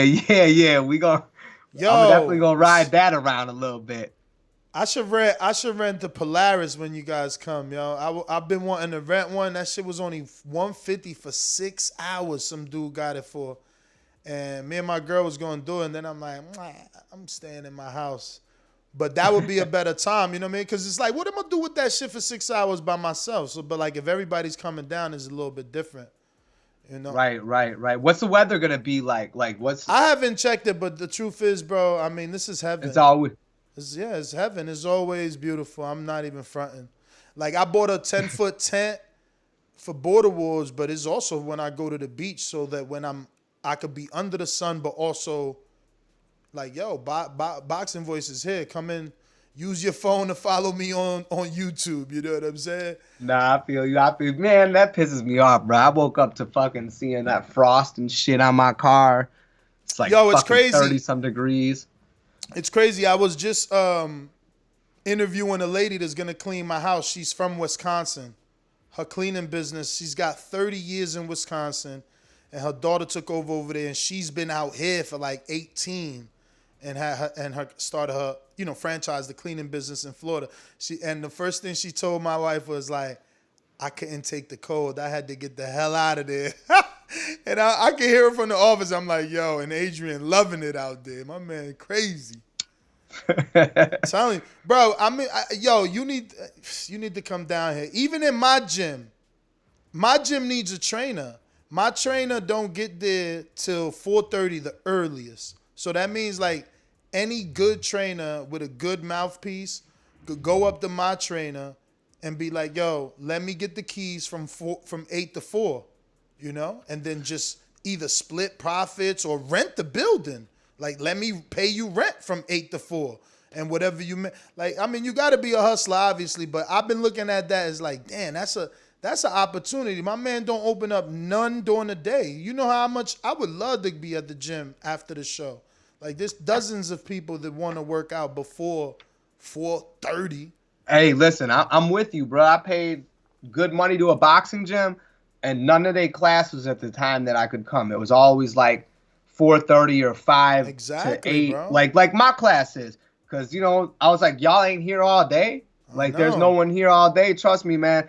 Hey, at least with Florida, I could tell my girl if we invest in some real estate, I could convince her to go to Florida because she likes the sun and the ocean. Bro, Florida's the shit. I just started doing jump rope outdoors now. It's crazy out there. It's perfect. Bruh, I'm jump roping in 30-degree weather outside. You just blessed that you get to do it in 30 degrees. You guys got to be out there doing it, Ness. You got to be putting that work in. I can't, bro. It stop. The cold stops you from working out. You got to be mentally built for that shit. Like, shit, yo. maybe you, bro. It ain't never stopped me. Yeah, because you out there, my man. That's where you're raised. You was living in Jersey before. Don't tell me it wasn't fucking cold there. Shit. Oh, it was freezing, and I would be laid up or don't go out. For real. But let me talk about this poll and get back to these super chats. So we do have a poll going. The same question we've been asking all week or all month or since the fight dropped. Canelo versus Plant. Who wins and how? Canelo by unanimous decision is 22%, which is very telling to me because that shows the respect they have for Plant's boxing ability, because they're saying his opportunity of winning a decision is 22%, while Plant's opportunity or probability, rather, is 21%. Now, again, I pay no attention to this 53% by KO for Canelo because I just feel like those are the fanatics that really love him. They're not really, really looking at the sport. Like, again, you got Kovalev. He went 11 rounds. And he's any bit of 30-something, man. Late 30s. I won't lie or disrespect his age. He's late 30s. Jacobs started at 54, been knocked out, and didn't get knocked out. You understand? He was knocked out technically and literally by a dude with a bad back that after he knocked out Jacobs, he never fought again. So where is Canelo's power? He didn't knock out Trout. He didn't knock out Laura. He didn't knock out Floyd. Listen, man, he broke DJS's eye, man. I mean, I'm just saying, like, you got to have some sort of power to break an orbital bone. Bruh. We talking about Billy Joe, man. I'm just saying, like, what? Caleb's bones are somehow stronger than Billy Joe's. I'm not saying they can't be, but, like, bro, orbital bone. Think about that. Like, dude, he retired. Like, that is legit power. And Canelo knew he did it. He hit him and then flexed on him. Like, he felt that fucking bone break when he hit him. All right, man. Rider of the storm. Let's just hope Plant doesn't get so big his jab is too slow to shoot out and he gets exhausted moving around. He's never fought this bulky, a.k.a. Wilder. I guess I got to definitely consider that. But is he this big or is he just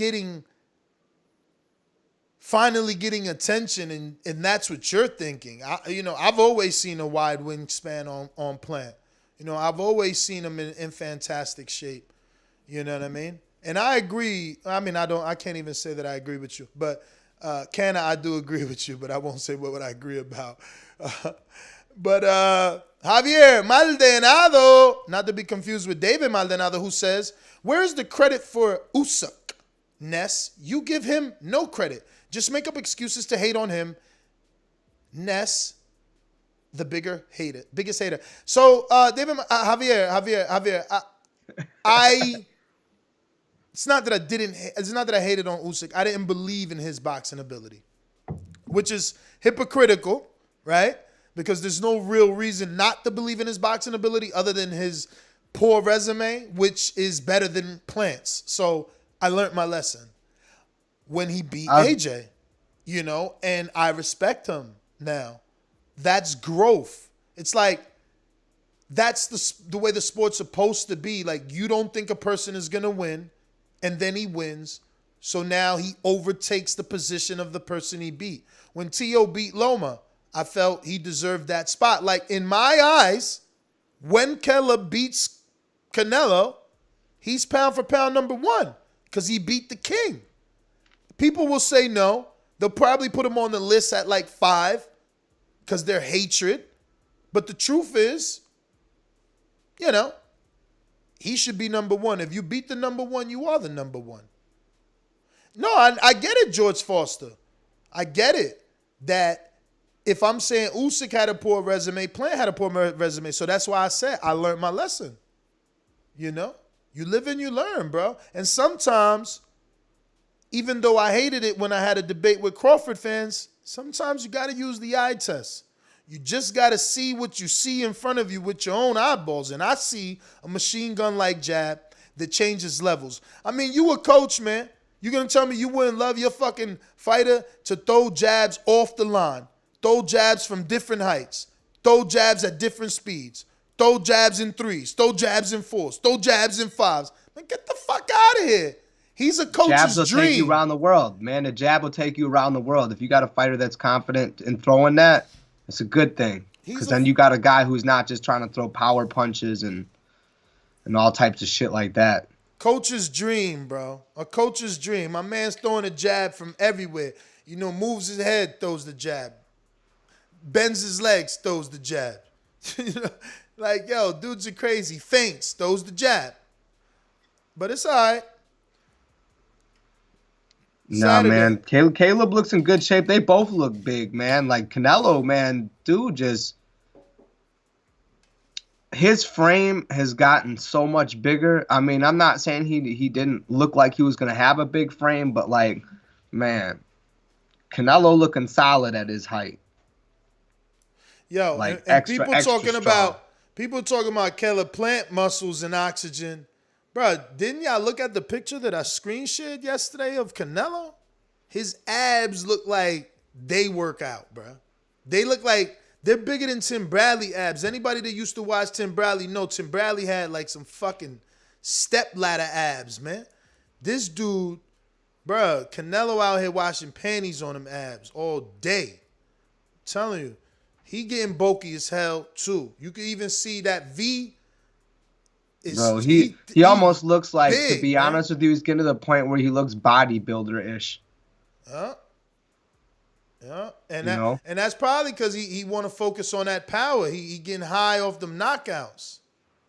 I mean, he's a beast. He looked mad strong, though. Yeah, I'm not going to lie. He's a beast. Look at him on the uppercut back. On the aqua back. He's a beast, bro. And that's the problem, right? Like, that's what people aren't used to, and that's what he does well. He's a power puncher in combination. You know, a lot of people could punch, but like Wilder, he could punch with the right. He's not a combination puncher. Canelo, he punches. Look, even on the aqua bag, he's practicing the rake. You see it? He's practicing the rake. Caleb's guard. Did you see it? Keep watching it. He rakes. Boom. See? He raked right there. With the left, he's always raking with. See? Right there. He raked again. He raking down your guard. He's practicing that, yo. Uh-oh. Look at you. Look at you. I hate them shoes he wear, too. Them shits look like a Mizuno's, right? Are those Mizuno's or something? Them big-ass tongues. That remind me. Remember when people used to wear Timbs back in the day when we was young and they used to fold the tongue over? That's what them shits remind me of. I can't stand them shits. They look cheap. I hate those boots. Yo, all day, hyper dunks all day, man. I'm a Nike fan, man. One day, if I ever get a new pair, I'm getting them new hyper dunks, man. The new ones that I can't wait for them to make the one Michaela Mayer got for men. Fucking the Air Maxes. Them shits look dope. Yeah, man. But he overcommits too. That could be his problem, man. You know, Plant don't got to counter with big shots. He could counter with the jab.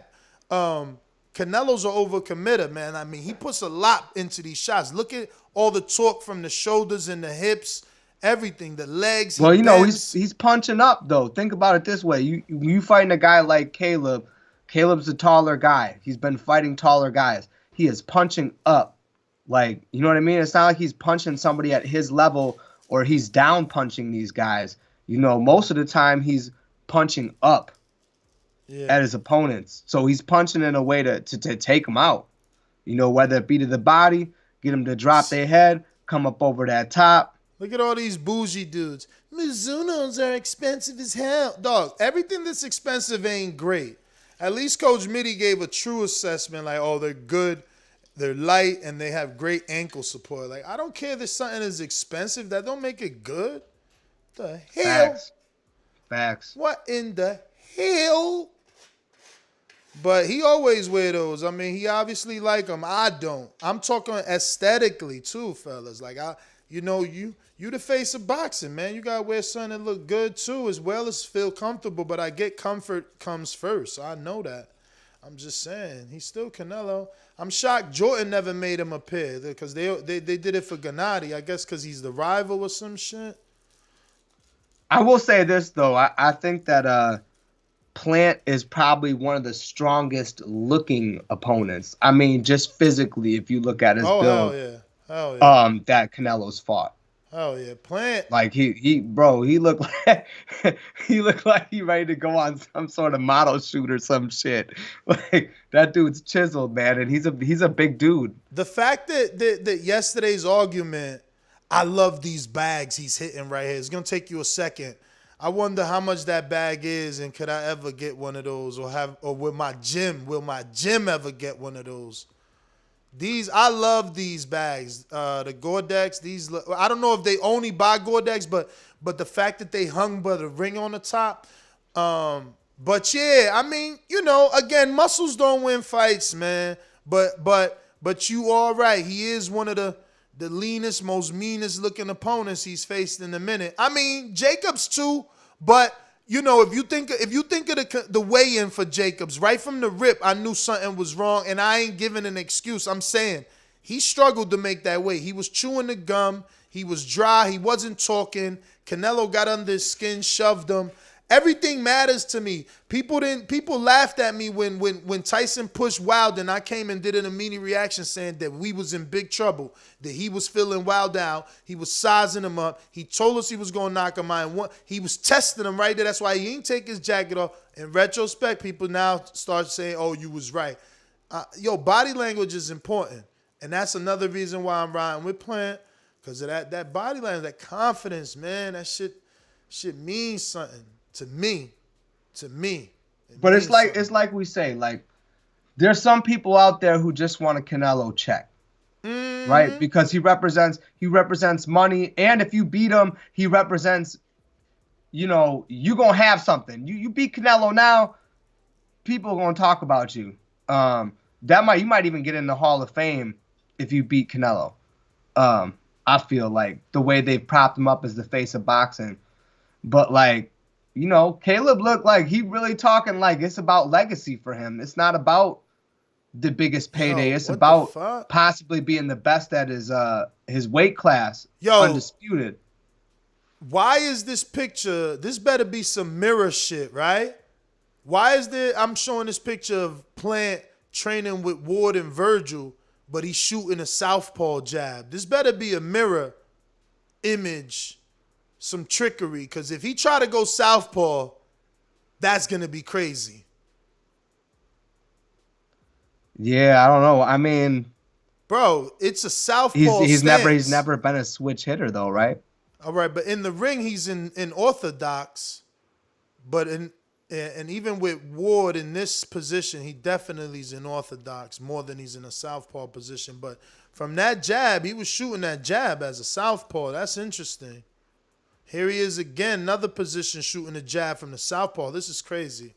What the fuck is Ward feeding this guy? You're gonna have my man change southpaw in the biggest fight of his career? This better be the photographer tricking us, taking a picture into the mirror or some fucking, Photoshop fuckery flipping it. He better not be fighting out no southpaw position. I like this picture though. Look at him doing jump rope. Even though he could possibly just be inhaling through the nose, don't he look mean in that picture? Y'all know he looked mean. That's what I'm saying, man. Canelo ain't had a mean guy like this in a minute. It's going to be I can't wait for Saturday. We got Noel G in Dallas says, stop being biased, Ness. We all know you cool with Plant. If you that confident, put big money on your boy. Money sign, money sign. Why I got to put big money? Why can't I just put the money I put on it? That's my confidence right there. I'm going to make my big money back. Putting big money or making big money is two different things. I'm gonna make big money off of little money. That makes me smart. You just watch and see. And like, man, I need to bet something this fight. I gotta try gambling. I don't know, man. Gambling is just not my thing, man. I see people win all the time, especially Cheeto be winning, people, bro. Listen, he be winning all the time. It's like I tell people all the time, man. If you're afraid, if you're on the fence about betting, don't bet. Just write your picks down. Make a fantasy bet for a few weeks and track yourself. See how well you would have done. Like right now, Canelo's a plus 200 by decision, a minus 200 by knockout. Plan is whatever. Write it down. What you think the outcome was going to be, and then keep that record. And eventually you'll be like, okay, I'm ready. It's like boxing, You don't just spar. You train your fighters. When you think they ready, you put them in there to spar. So do some training before you do some betting. Very simple. Because I feel like this is different. Look, I used to gamble, like really gamble. And I lost $4,000 in Atlantic City one time. Like, I'm good. And I haven't gambled other than boxing since then. But I used to there's this thing online. I can't remember the name of it now, but I Googled this. It's like a math thing with the roulette table where you keep betting on two bets no matter how many times you bet until you finally win. Because every time you lose, you up in your bet by like 5 units. So when you finally win, you win everything you lost, plus you on top. But you got to have a bankroll. You understand? You got to have the money to keep making the bet in case you keep losing. Because eventually you're going to hit. My issue was I never really lost more than 2,500 in a row. So that day I got the 4,000 losses in a row, and it was a wrap. So I lost the bank. So I was like, fuck it, I'm not about to do that again. Because you need a good bankroll. You need at least 2,500 to be able to do it, because you will lose. You might lose 7 times in a row. But that 8th time, you won everything back plus the profit, which is beautiful. But you got to have the bankroll. But I learned my lesson that day, and, because that's all probability. And I'm not saying boxing isn't, but the upper hand that we got is we know the sport. We watch the sport. There is no upper hand on the roulette table that I know of. You know, in boxing, you got more probability than some ball running around the roulette table or some dealer hitting you with some cards. It's different. You know the ins and outs. People go to the gyms, you hear rumors, you seen fight. It's so much. Yeah, nah, I'll just have to practice, man. It's just gambling's never done it for me. Like I like more money, so you know that's what's up. But gambling's never done it for me as far as a thrill. Now my girl, she loves gambling, loves that shit. But me, I don't know. It just doesn't do nothing for me. Yo, like the excitement of winning and shit like that. It's not the same. But I've never won anything big, so you know what I mean. It is what it is. Nah, I've won big, bro. I've gone to DR. And everybody's definition of big is different. But $2,500 to me, that's huge, especially on vacation. And I've been to DR and played in the casino in DR and won $2,500. That's a free vacation. That means everything you spent damn near is free. You got it all back. Like gambling could be fun if you win, man. Bruh, big to me would be $250. I'm like that. I like every little piece of money I get. Me too, man. I'm telling you. You know, but again, it's what everybody's big is different. I got Big Greg, all pun intended. His name is Big. He says Canelo lip was busted. Yeah, we gonna target it then. We gonna target it. Nah, that ain't gonna do nothing, man. Oh, look at this guy. You're so mad at me. Dude, shut up about the eye. It's a cut under his eye. It don't matter. If it opens and Canelo keeps jabbing it, it could swell. It could make it more difficult for him to see. You know, we don't know how people react to blood. Chill, homie. And if it gets damaged enough, a doctor will stop it because it could. Well, under the eye, they don't stop because you can still see. But if it swells, if it swells to shutting, then that's just different. Oh, do we really, Canna? We got 450 people watching, and y'all ain't hit that thumbs up. We got over 450 people watching. We hit the thumb. Can we get some love come on. over We got here? 159 thumbs up, and there's almost 500 people in here. We got to get those up. Go ahead and smash that like button. Y'all in the chat, it'll take you 1 second. 1 second. Just switch that screen. Go smash the like button. Let's keep it moving. Big Supermax. Fairy tale endings don't exist. Plant going to sleep. Supermax is sad. He don't like the underdog story. No. He's a Canelo fan, bro. I mean, he's got all the flags. I'm shocked he don't got no fucking tattoos. But the thing is this. Listen to his intro, too. His intro's all Canelo. But my thing is this. It's like he's a knowledgeable boxing fan. The dude fights. He trains. He's been watching the sport all his life. Why would you ignore Caleb Plant? You talking about going to sleep. That's what I'm saying. When knowledgeable boxing fans is saying that he's going to get the knockout, I'm shocked because it's like, why did any knockout the list of names I keep fucking repeating? Why he ain't knock out Floyd or Trout or Miguel Cotto or Islandri Lara or Daniel Jacobs or Callum fucking Smith? Why did it take him 11 to do old man Kovalev? I mean, the fact that y'all don't believe that this fight is going a distance is insane to me, man. It's crazy. Bro, and someone super chatted. I'm going to get you a super chat right now and skip you. He says, Scott, I think Scott's going to be at Border Wars. Shout out to you. He'll be one of our official judges. He is an official judge. And he says, I think it's an official judge, but we'll find out. He says, the fight is plus 155 to go the distance on Bovada. Flames emoji. Well, I'm going to give you double flames emoji because it's 170 on mybookie.ag. Use the code BETTBV to make more money. More money. That's more money. I'm crazy, Ness. I'm crazy. I think it's going to be a 10th round stoppage.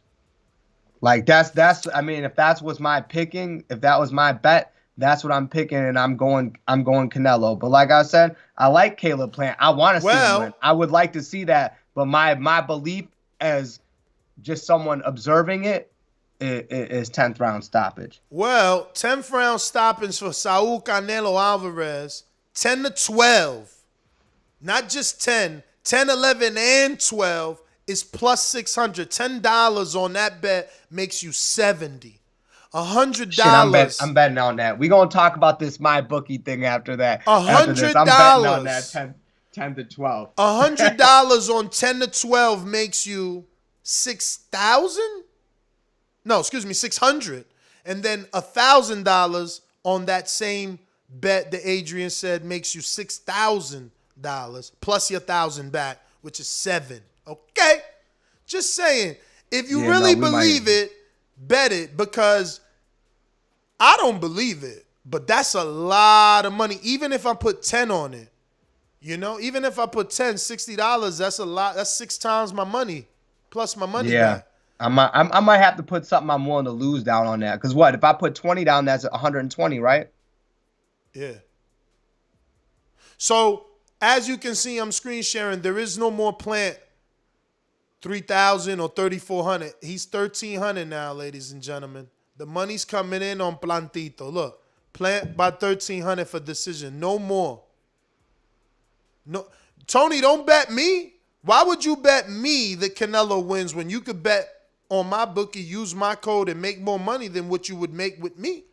Because I'm going to pay you straight money, which I'm not going to bet you, because why would I bet you straight money when I could bet with my bookie and make 10 times my money? Like, you see, if you really believe in Plant, there's money to make.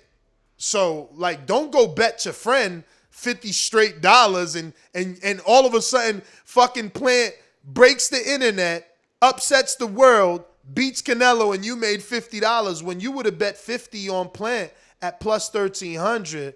Lord, what is that even going to be? I mean, that's half of 1,300, right? I mean, half of that. If you betting, because if 100 would have give you 1,300, so 50 gives you 650 plus your 50 back.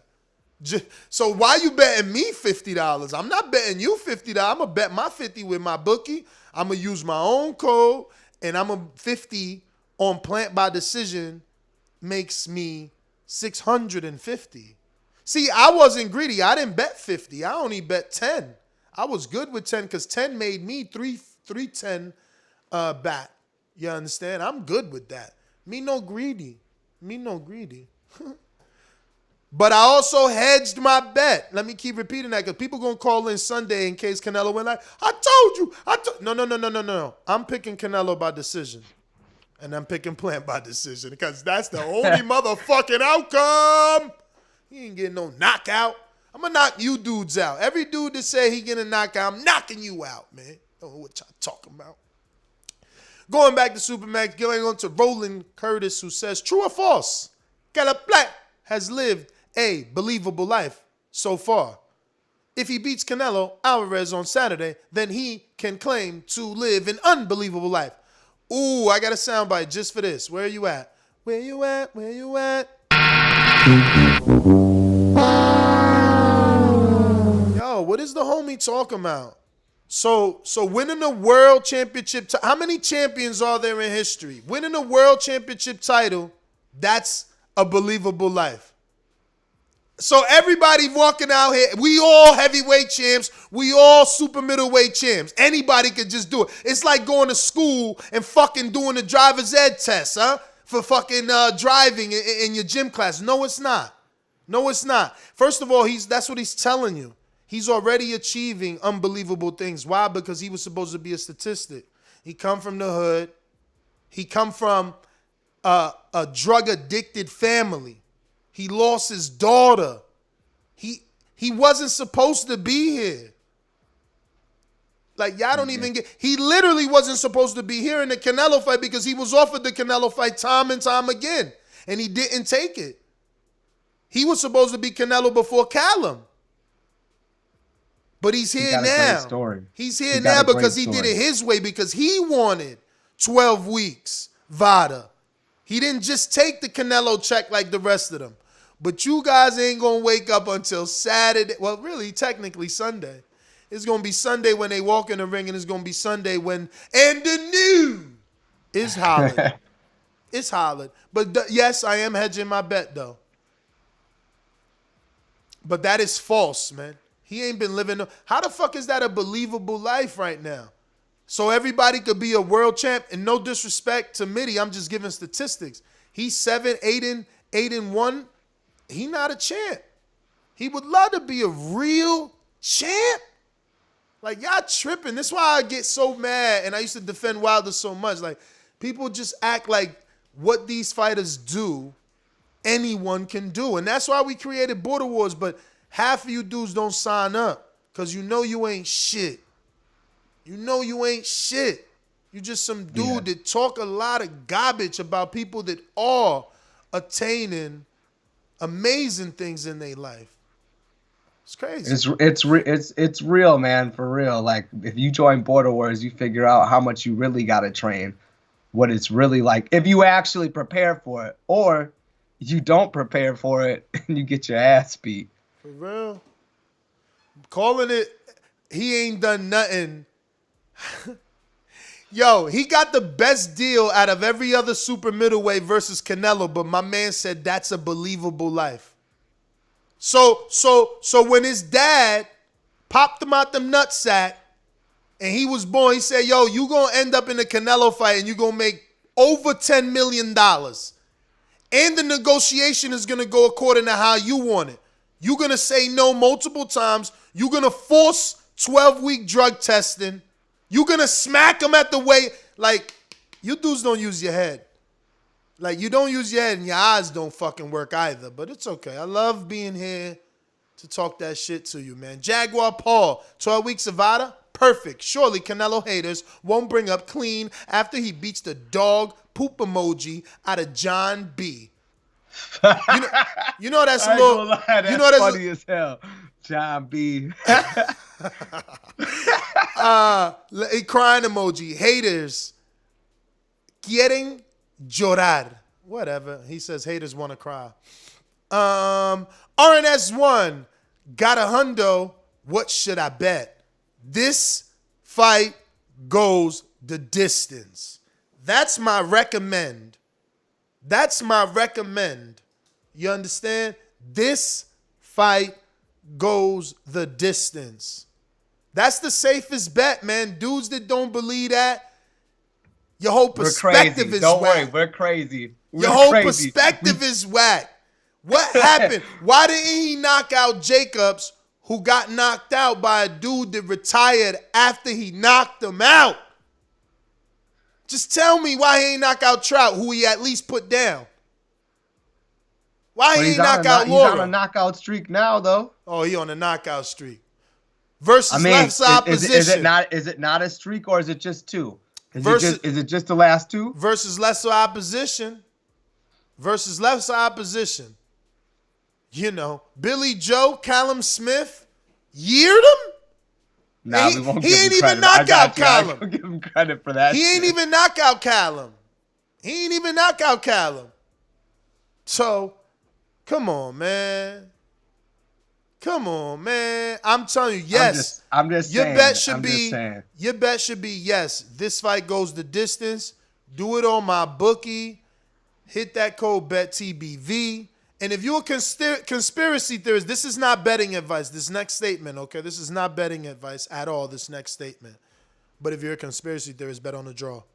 That's how I won my draw with Wilder Fury. I'm being truthful. I'm like, man, there's no way they're going to let this shit. They're not going to milk this motherfucker. How you going to feel if there is a draw, though, Ness? Really? Like, how you going to feel if it's a draw and it's not a deserved draw? It's not like where you like, well, maybe it could be a draw, but how are you going to feel if it's a draw and they take us into that second fight?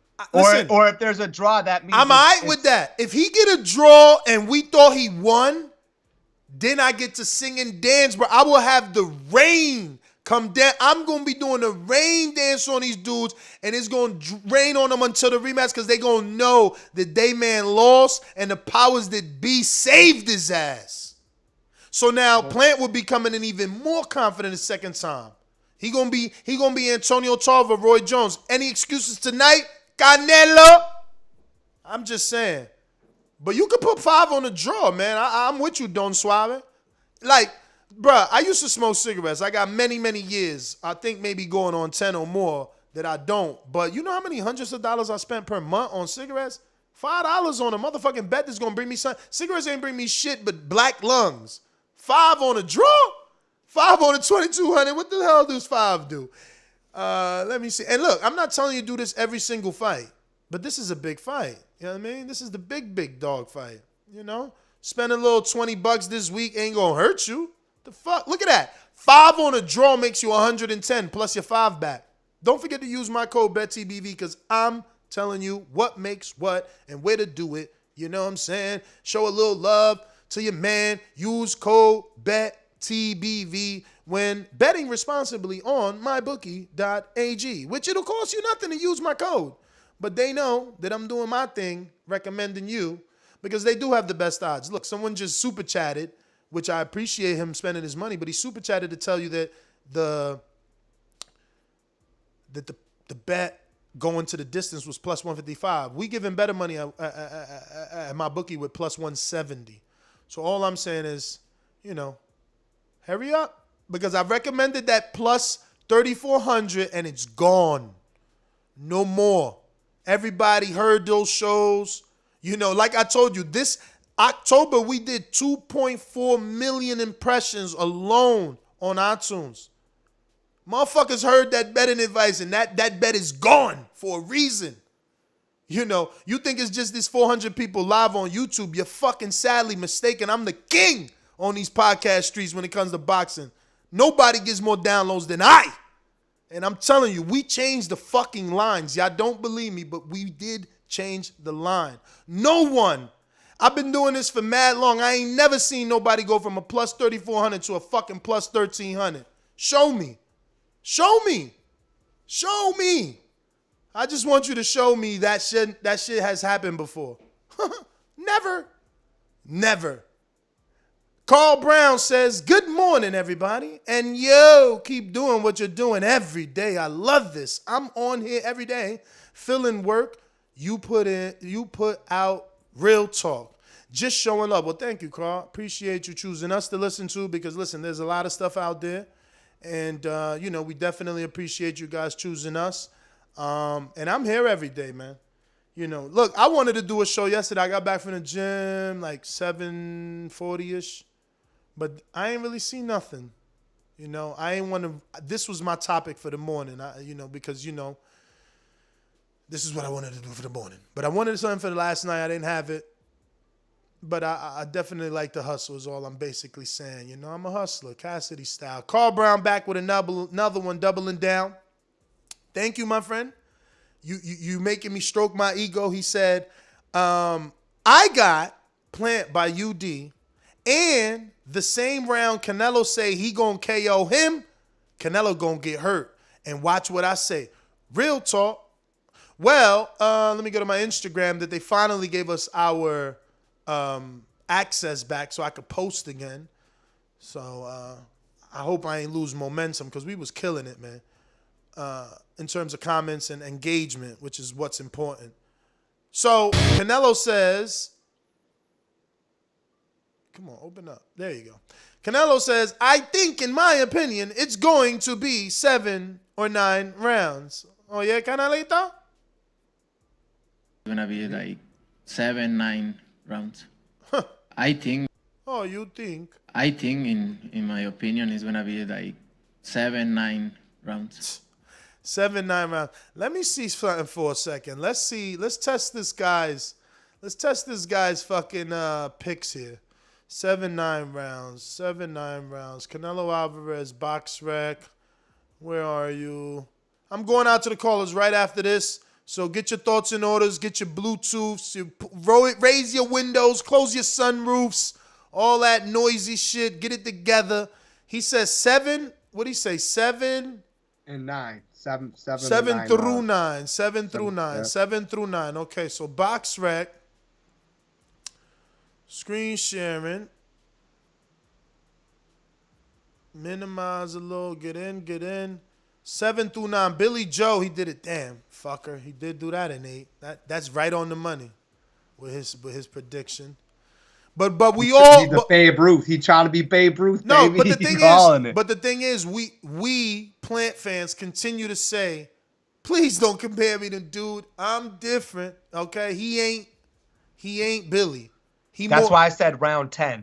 Just know that. That's why I said 10. Well, and that's why I said he ain't Callum who went 12. You know what I mean? So he gonna go 12 like Callum, except he gonna win. Callum didn't even win a round. It was 117, 11, 119, 09. Like, he didn't even win. That's what I'm saying. Like, it's dudes that made it 12. Look, Kovalev, 7, 8, 9 ain't work for him. And he old. How old is Kovalev? I'm going to stop guessing. Let's check. But listen, at the end of the day, I always call that fight bullshit because Kovalev didn't even throw anything at him to fuck him up. That whole fight, all he did was jab, jab, jab. How many, like, I didn't even see any crusher. He didn't try to hurt Canelo at all. But that's all you need is the jab. He just wasn't setting up the right. Kovalev is 38, bruvs. 38. Just saying, man. And that one went 11 with a 38-year-old with a bad liver who was dying for a sip of alcohol. That's the same dude who knocked the guy out with a jab, too, though. My man was sucking on the nipple in the corner. They dipped the nipple in vodka. Hey, listen, I'm just saying, did you see in that fight, like, any really bad intentions from the crusher? Like, he was really trying to get Canelo out of there? Because I didn't. I seen he made a lot of mistakes, like fucking having his head over his knee, which Plant does, but Plant does it by design to pull back, Mayweather style, right hand over the top. Okay? And Gennady went 24 rounds. He ain't get knocked out in no 7 and 9. Gennady's different, bro. Oh, Gennady won that first fight. He's different. Okay. Gennady won that first fight. You know, Caleb Plant gonna be different too on Saturday night. But listen, I want to say, like, look, so Gennady gets the draw. We see that first fight. I don't think Canelo won that. I definitely think he took the L in that fight, and he got a gift. That's all right. Plant will take a $10+ million draw. He don't want a $10+ million loss. He'll take a $10+ million draw and have to be doing it again because he's walking away with his belt. Now, guess what they got to do? Guess what happens when it's a draw, and Adrian? I'm about to call you Enrique. Holy fuckers. Yo, when it's a draw, the contract null and void. So whatever they worked out, whatever little A-side shit Canelo think he got right now, once this shit is a draw, he got to renegotiate with Plant. Guess what happened? Plant stock went through the roof now. Now the fight probably like a Canelo minus 300, Plant a plus 250 if he gets a draw. So let's say there's a draw. Do you think Canelo doesn't even give him the shot back? You Hell think Canelo's like, No, he does it again, but that's what I'm saying. Plant and Al Heyman get to negotiate from a different standpoint now. Now they more popular. You gave me a Canelo fight. Now the world know who I am now. And they see me get a draw. We got to talk money now. And now it's on you. You can't go nowhere. Where he going to go? His whole goal was to unify. Out here bragging that he could do it in 12 months. Come on back. Son, you don't want to draw. He don't want to draw. That's not good. Draw ain't good for him. Yeah, I'm just saying that if Canelo wanted to be an asshole, he could just be like, I guess we just ain't gonna fight. It's public knowledge that he getting 10+, so I don't know why you trying to act like I'm sarcastically saying he getting 15. I'm saying he definitely getting over 10, like we know. Like most fucking boxing reporters have been reporting. Damn, the hatred for Plant is crazy, yo. Now they don't even want you to make the money you making. It's crazy. Let me just go to these callers. I guess y'all we heard going to the enough great. of me. It's the great white hate. You know what I'm saying? Like we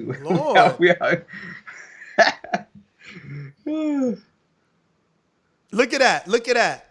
My experts. Remember I told you matter of fact, it's time to play my fucking shout out to my producer, man. Where's my shit at, bruv? Where's it at? Where is it at? Is it this? Nope. Nope. Nope. Oh, maybe it's over here. Nope. Nope. Nope. Fuck. Here it goes. Let me just at least risk this. Oh, shit! He fucking beat him! They gave it to him! Damn, I could have made $1,100! TheBoxingVoice.com. You know, moving forward, I'm gonna just put together this team. It's the money team. I won $3,000 on the money line. I need to make some of this money. Use my code BETTBV on mybookie.ag. I can see this fight going a distance. I'm telling you. $560 off of $20. This message was brought to you by SDS Promotions. So remember when I said I'm putting together a team in that intro? That shit was organic. The producer ripped it, put it on there. But I did put together that team. I got that boxing expert that definitely gave us great advice on the Michelle fight, right? I know I'm pronouncing that wrong. I think it was like something Michelle or Mitchell, the girl fight. And obviously he and I debated over Liam Smith. I didn't believe Liam was going to lose. I was right on that. But he's in the group. Couple others that we all know in our community really bet and win big.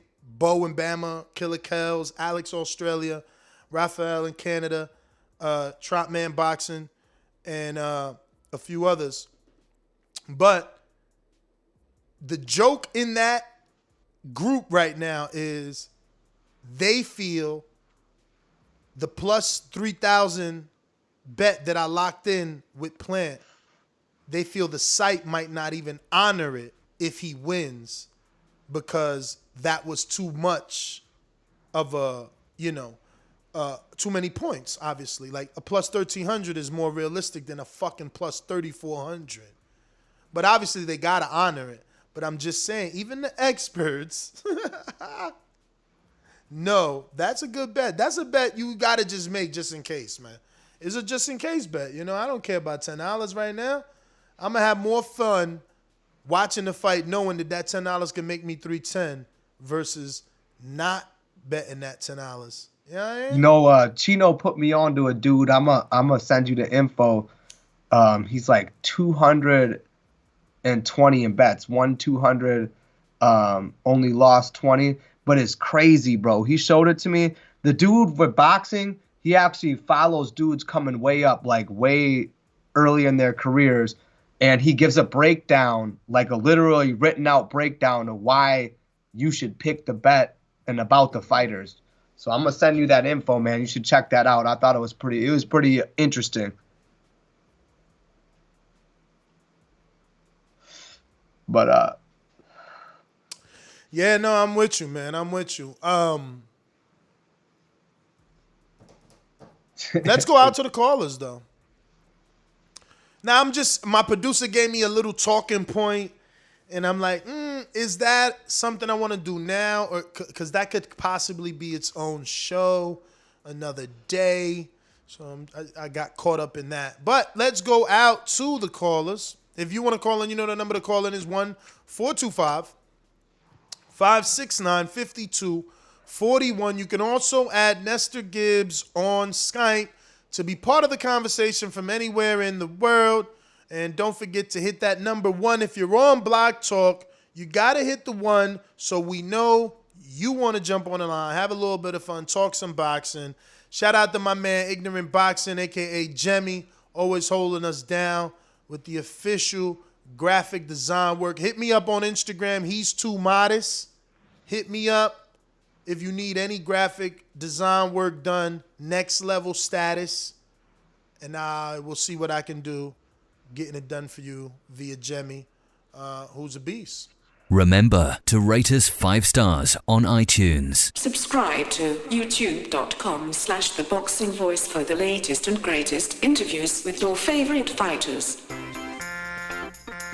These calls are brought to you by Big Rigs Trucking Agency, experts for all your insurance and trucking needs. For quotes and consultations, visit us at brtagency.com or contact us at 908-943-6918.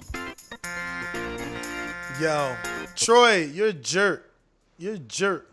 You're a jerk. Yo, he said, I ain't even going to say what you said. You're hilarious. You should be in the chats to see what he said. I can't tell you. Jerk. Yo, he ruined my train of thought. Boy, did I have something else to say. Hilarious. You guys are jerks. I'm trying to go.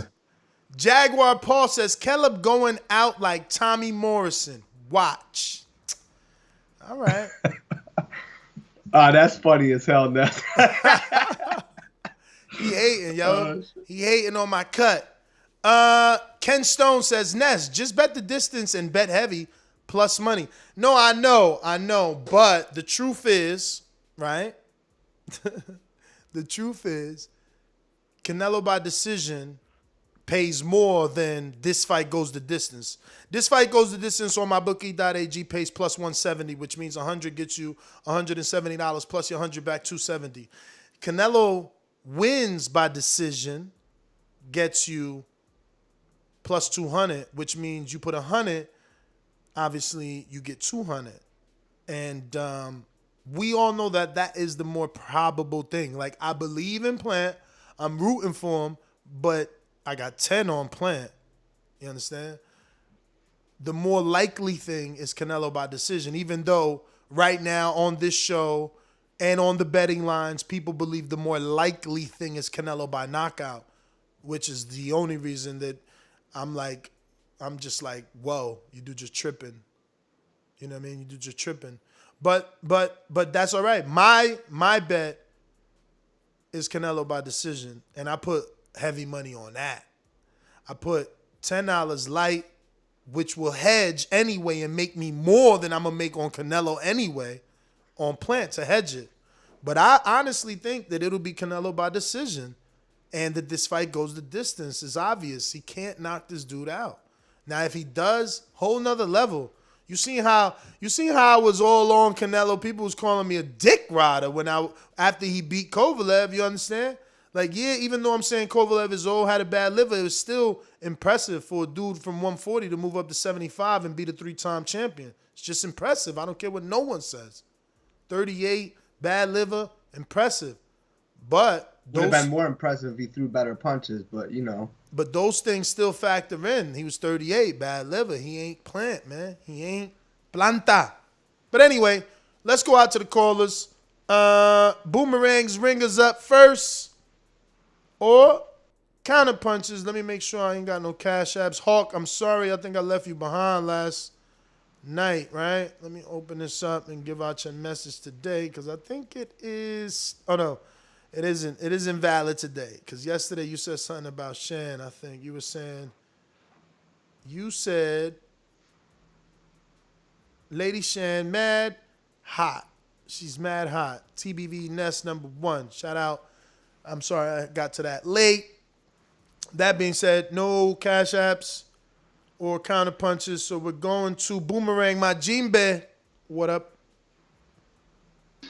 Yeah, good morning. Good morning. How do I sound, Ness? I'm driving. So far, so good. All right.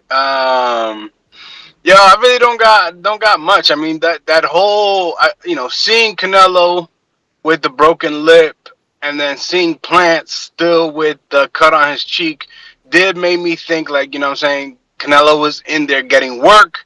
Plant might have been trying to not get that, trying not to open up that cut. So I don't know how much sparring, even though he did say that he sparred, 3 days after? Mm-hmm.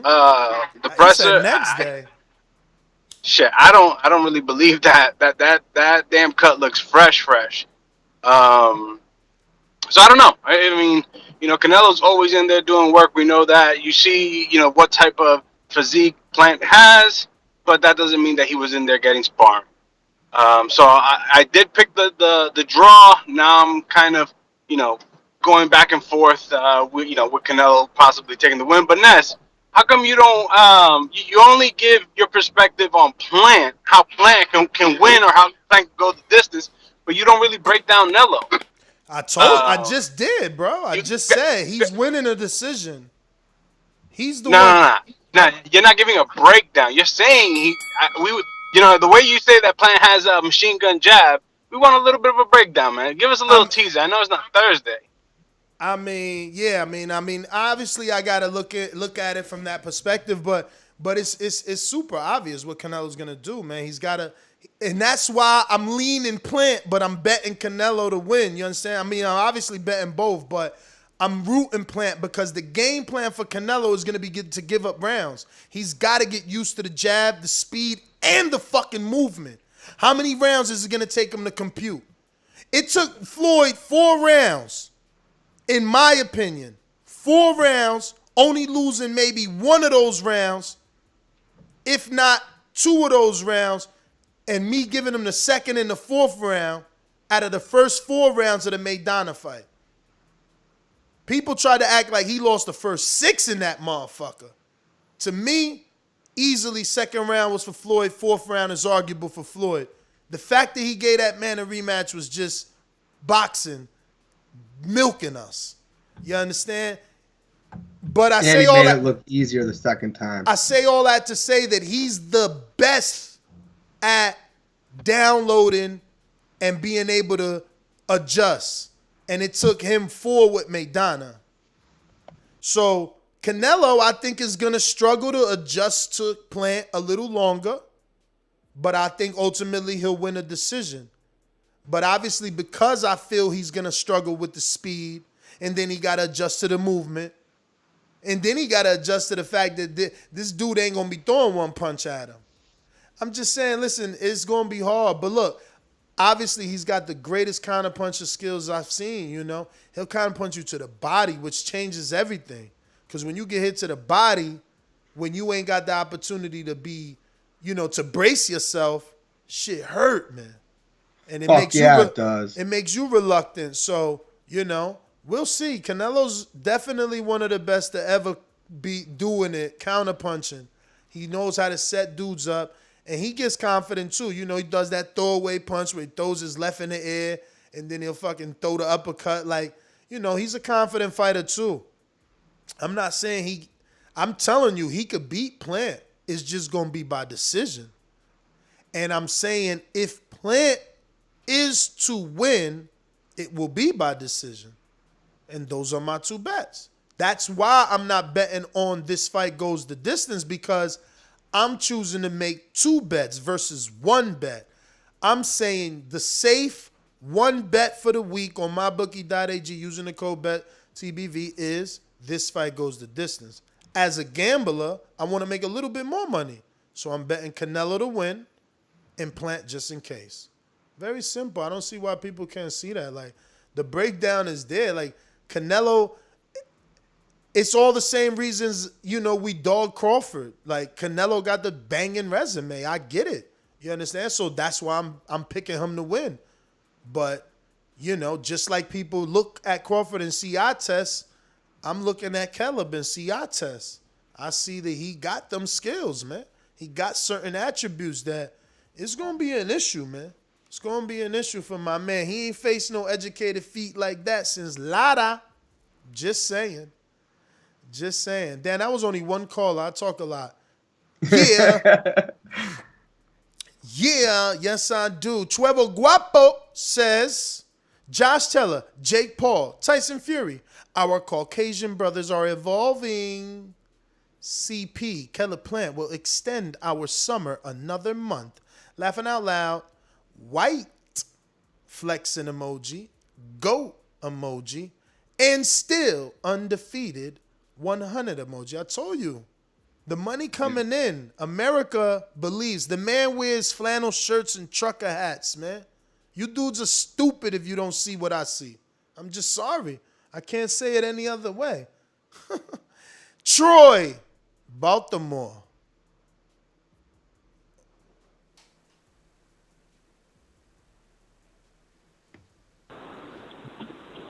Hello. Hello. What's up, Troy? Yeah, sorry, I conversation with my coworker, man. Listen, I want to thank you in advance for something, man. We're doing a show tonight on Major Keys, important show. It's the the Ring 10 Boxing Charity, where we talk about trying to build a commission for boxing and also, a union as well. A lot of boxers dying out there, a lot of other things going on. So 7:30 tonight, Major Key. I just want to get that out now. I want to talk about what you want to talk about. You said something. You said that Plant is better than Daniel Jacobs. I think that's what you said. I'm kind of paraphrasing your words. I definitely ain't say that. I said Plant is naturally bigger than the 154-pound Jacobs that was knocked out by Prague, who retired after. So that man was knocked out, was a smaller man, and didn't get knocked out by Canelo. I'm just defending my stance that this fight goes the distance. I got you. I got you on that. But Ness, you ate my time up, man. You gotta give me a chance to rebut. I ain't eat your time. You Ness. asked the question. Okay, cool. But let me respond to that. Jacobs has fought the better competition, and he's a much better fighter, and he's only been knocked out by who? By that one guy. Dimitri And Pride. he also got the news that right. But he got the news that his grandmother was had died maybe a week or so before the fight. So you got to factor all that. But back to the fight. I don't see a knockout, man. Because I told you, you got a guy who's not a knockout artist. He's a heavy-handed fighter. He's not a knockout artist, man. He's just a heavy-handed fighter. So you saying what I'm saying, Champ? You ain't even debating. You saying what I'm saying. Not the same way. Hold up a second. Not the same way. Not Nestor. Let me finish, man, because I ain't got much time. I'm not saying it in the same way that you're saying it. He can knock out Plant. He can. Yes, he can, because he can tear his body down and things like that. But he's not going to go in there and just drop him once and walk through him. No, that's really not what he does. Listen, you can knock me out. None of that shit matters. It's about what is more probable. And based off his resume, knocking Plant out ain't fucking probable. That's not probable. Stopping him with body shots is more probable. Stopping Plant with body shots is more probable. No, it ain't. Name one elite fighter or one B+ fighter he stopped to the body. Go ahead. He didn't even fucking stop. Yo, the only dude. Take a breath. No, I'm done. The only dude I be feeling confident calling a bum, even though I know he'll beat the shit out of me. But obviously, on boxing standards, Julio Cesar Chavez is a fucking bum. And he ain't even stopped him, man. He had a weight clause. He was weight drained. That fight was like 164 catch weight. He ain't even stopped him. You dudes are dreaming, man. You dreaming, man. Fucking dreaming. So quick to be mad to make me wrong and don't want to look at the fucking truth. You dreaming. You only doubling down on my argument. He's like, well, Daniel Jacobs' grandmother, you're making excuses as to why he got knocked out only to say that he's durable, which means he ain't getting knocked out with Canelo. You making my case, man. You making my case. I'm telling you, he ain't knock out Trout or Jacobs or Cotto or Floyd, etc., bruvs. Like, come on, get it together. Sheesh. J-Mac, are you available? Boomerang, courtesy of Jordan Baker. Shout out to my pound for pound. Where you at? I don't show you enough love. I said that. Where the ace at? Where the ace at? Jordan be holding us down. Shout out to Stainless, also pound for pound. Where my other soundbite for my pound for pounds, man. Appreciate y'all. Sorry if you feel you go unappreciated. The champ is here. The champ is here. J-Mac, you a champ, but that's for them. We going to you if you avail. So you hating? I'm that guy. What you want to bet on? Bet 100,000 on that. Let's bet $1 million. You getting that money, right? Easy. You bet $1 million easy. And I for the bread. When I him, y'all gonna say he was too weak on my life. Okay, bow down, bitches. I'm about to handle business. I'ma teach you all a lesson. This'll only take a minute. Got a part and all this passion in my blood. Niggas hating just because. Think about it. Everybody love Bud. J-Mac, where you at? All these niggas hating on me. Shit is whack. So official with it. Go and check the stats. Hey, I'm out here trying to get it. Next, I only got a minute. Get ready for the back attack. And that's how it sounds. So far, so straight. Is Troy in Baltimore, Troy Smoke Alarm or some shit in the chat? Nah, Troy Smoke Alarm is based off Troy in Baltimore. Troy got his own YouTube channel. Troy Smoke Alarm is a parody. Okay, clown. No, I actually agree with Troy in Baltimore, even though I don't agree with a lot of shit he say. Canelo is heavy-handed, but he ain't a knockout artist, in my opinion. Knockout artists are dudes who can put it together that go after, they kill, and get them. In my humble opinion, Canelo only gets knockouts when he pay guys to get knockouts. Is it true that Canelo got a no knockout clause in his contracts? That's why they guys sign out saying they can't knock him out. Nah, I think he put that in that Kovalev fight. I thought that rumor was with Jake Paul. Oh, I thought it was him too. Nah, but shout out to Canelo. He gonna get his ass whooped. I got Kid Plant out boxing him with that high guard and flat feet and the knee pads. I don't think they just go get. Yo, I hope you made your bet. I know yesterday you said you made your bet. I didn't get him, yo. No.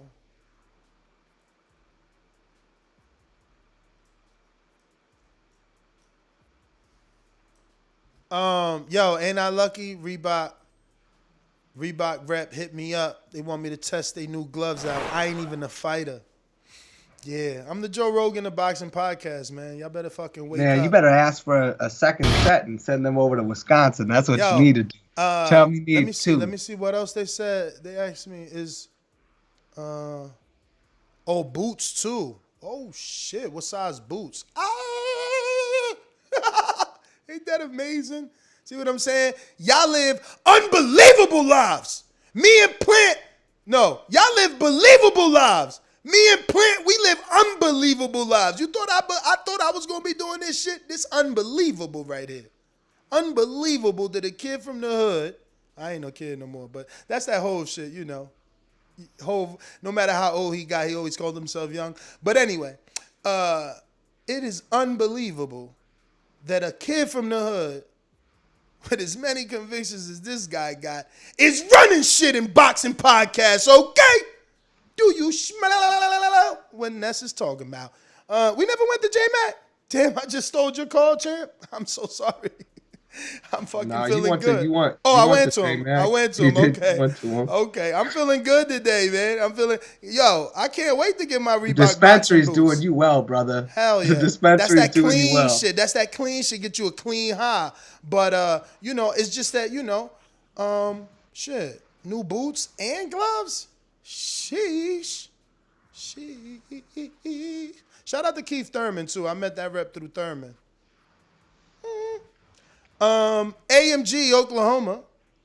Let me see because Castle Hill Gill said he's out here. I know you a ringer now, champ. I don't see you, player. So you're going to have to, I don't know. AMG, what up? Yo, what's up, Ness? What's up, Adrian?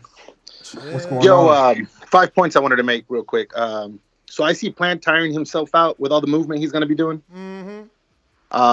Lara had a way more frustrating style than Plant has. That's another point. One of the ways that I think Canelo has evolved from young Canelo is that he doesn't waste movement anymore as much as he did before. That's the real reason that he doesn't get tired in fight. Not no PD bullshit. I see Plant eventually getting tagged, and then I see his pride taking over. He's going to bite down. He's going to get hurt even worse. That's when I see the stoppage coming. And then all the haters are going to have to get on the next horsey because this one ain't winning. That's it. All right. Shout out to my man Val. Shout out to Val in Houston. Shout out to Brandon in Houston. Shout out to Canna. You in Nebraska, right? We got to try and get you in that fucking Crawford gym. See if they let you in since you ain't me and shit. I really could get you in. I think he's in Denver though. Who else I got to shout out, man? We got so many. Shout out Doomy. You know what I'm saying? Shout out Adrian. You know what I mean? James Payne. Daniel Alvarez. Lord, if I missed you, I'm sorry. You know, a lot of you guys rocking in the background, making TBV great. And I appreciate everybody. We really getting some traction. We really starting to grow and get the word out there. Get better and better interviews on the podcast. So I appreciate everybody. And I just want to take the time out to say that. And remind you to go ahead and subscribe to the freaking YouTube channel so we can get to 130,000 subscribers before this fight. Because we're at 129,882. Like, we right there. We on the cusp. Can we get that world title at 130? Can I get that world title? Somebody, please, tell a friend.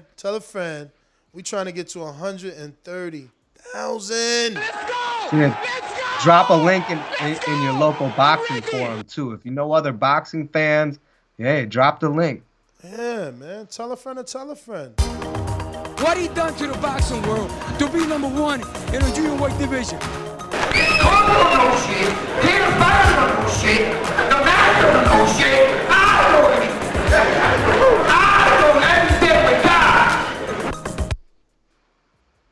Yo, good afternoon, fellas. What up? What's going on? Yo, Ness, what's going on? Let me ask you a question, being that we're talking about Canelo's knockouts and the fighters that he doesn't knock out. I had a debate with a coworker the other day who was a crazy Terrence Crawford fan. He tells me that Crawford is a bigger puncher than Canelo in his division because he stopped 9 guys in a row. And I need to know if you agree with me on this. I told him if Canelo would have fought that same level of competition 9 times in a row, Canelo would have gotten 9 stoppages in a row also. Would you agree on that? If he fought the same level of competition that Crawford fought for the last 9 fights or 8 fights, whatever it is, but Crawford stopped 8 guys in a row. Would Canelo have 8 stoppages in a row if he fought that same level? What you think about that? Bro, you just never know. I ain't even gonna front, man. You ain't never gonna know. I want to say yeah. I want to say yeah because that's the easy answer. Because everybody talks about Crawford's resume, but like I don't know, man. I honestly, if y'all been hearing me in the last, I don't know, maybe 6 months or less, I've definitely been giving my man his credit, bro. He's out here. I mean, 9 or 10 straight knockouts is 10 straight, 9 straight knockout. Like, you got to give Crawford credit for that. I don't know that Canelo could do that, and I'm the one out here telling you Canelo ain't no knockout puncher. Crawford might very well be. I ain't picking him to stop Porter. That's where the buck stops. But imagine he gets that knockout, then we know his power. We know his power is real, but that's it. That's your time, yo. I'm picking that too. Get your counter punch on, man. Stop being cheap.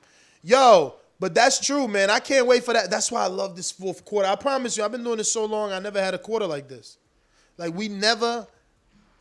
I know 2012 was good. It was either 12 or 13 was good. Whenever Canelo fought Floyd, that year was massive. But I didn't feel it this condensed. These last 4 months of the year have been amazing for fucking boxing. And they have. Once we're done with this one, we're going to be talking about Crawford and Porter. Is he going to stop him? Oh, my God. Can he stop him? Can he? Because, listen, again, realistic talk, that's it. He got his big fight. There's no more games about, he ain't fought nobody. Now you got to assess the fight. And the truth is, even though I love Porter, even though I know he's going to come in with this tank that's legit a tank, like he is like the dude that doesn't get tired. I was watching that Earl fight like 2-3 days ago, maybe more. And, bro, when he fights Earl off him, everything is like hook, right hooks, left hooks, nice, but they're missing. Like, he misses a lot. That's why I told Dan Canobidel yesterday to give us those stats because I need to know. I know he throws punches, and they're a lot. But how many of those fuckers actually land, man? Because he need to hit Bud if you don't want Bud to hit him. And that's the thing. Everybody has caught Porter in an exchange. Thurman, Danny, Broner, Earl, everybody. Now, obviously, Thurman and Danny didn't get the knockdown, but they caught him in the the Thurman exchange, my man. That replay's all over, and the still shot. Like his Porter's head is like at a 90-degree angle. Then the lip is like almost touching the fucking lights on the ceiling. Like, Thurman clipped his ass with an amazing left hook. It was a beautiful fight, man. That Thurman Porter fight was crazy, man. But I don't know, man. He got holes, man. Porter definitely got holes. He's got holes, but he looked huge. His pressure is constant. Let me pull up. He can box. I mean, sometimes we ignore the fact that we see this dude box too. He's not always balling. He does an amazing He does know jab. how to do that. He got an amazing jab and a great reach. Porter does. Now look, ain't no coincidence. Caleb looks amazing, but look at Porter. He up next. Look at how Porter looking, bro. This 5 days ago, and again, who's he trained by? Coach Larry Wade. Why am I putting so much into Caleb? Because he been with Larry Wade forever. Forever. But look at Porter, y'all. Have we ever seen Porter look like this? Now, don't get me wrong. I know people be like, yo, he too bulky. Oh, Larry Wade bulking everybody up. I don't know if he bulking everybody up. I don't know if this is cameras. Man, but fuck that. They look good, man. Nah, bro. Damn, bro. He look in shape. Ready shape. Dog shape. Dog shape. I can't wait to talk about that fight, man. Look, it stole a little bit of the shine. We out of here, Porter. Stop doing that shit. Going back to the callers. Who we got? Any ringers pop up? Scanning. If you're on Blog Talk, make sure you hit the 1. Scanning. Going out to Steve in Chicago. What is up? My town up in K-Town. Hey, Daddy, this a Dolla beat. I drink soda, I eat pizza, I hang out with chicks all day. These fighters still can't beat me. They fighting every day, they in the gym every day. Just give me 6 weeks, and I got it. BoxingVoice.com.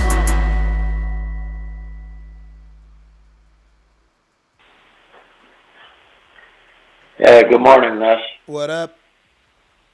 Morning, Steve.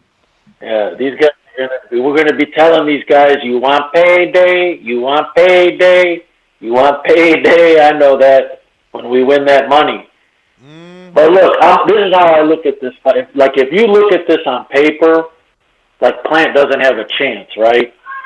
Because, you don't have the resume, you don't have the experience.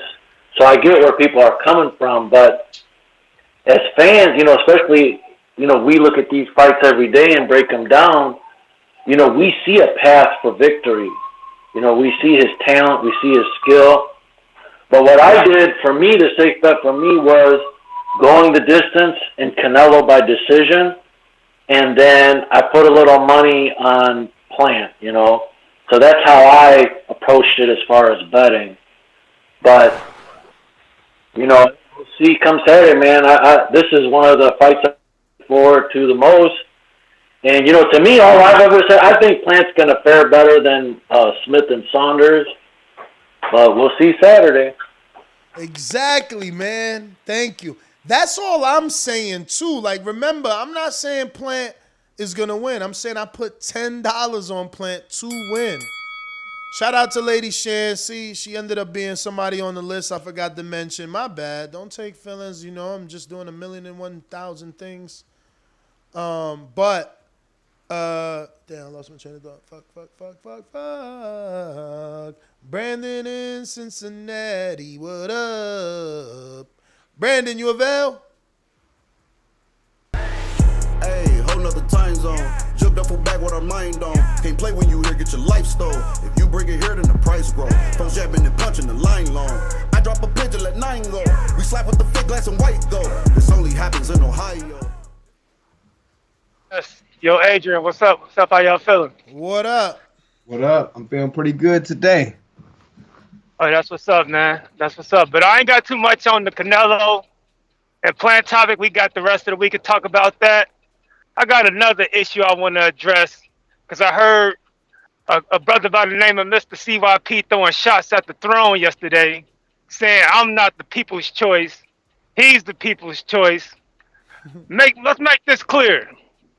Every time Brandon Maurice calls in, soon as I call in, all you see is fire emojis in the chat. Call of the year chants in the chat. He's speaking facts chants in the chat. So it ain't no question about my position on this show, CYP. I'm the people's choice. I'm the voice they chose. And to verify that, Ness, do me a favor, because it is election year. Put a poll up right now, and let's see who the people pick. Me or CYP for the best caller on TVV. Who's the real voice of this show? And let the people decide right now, spontaneously.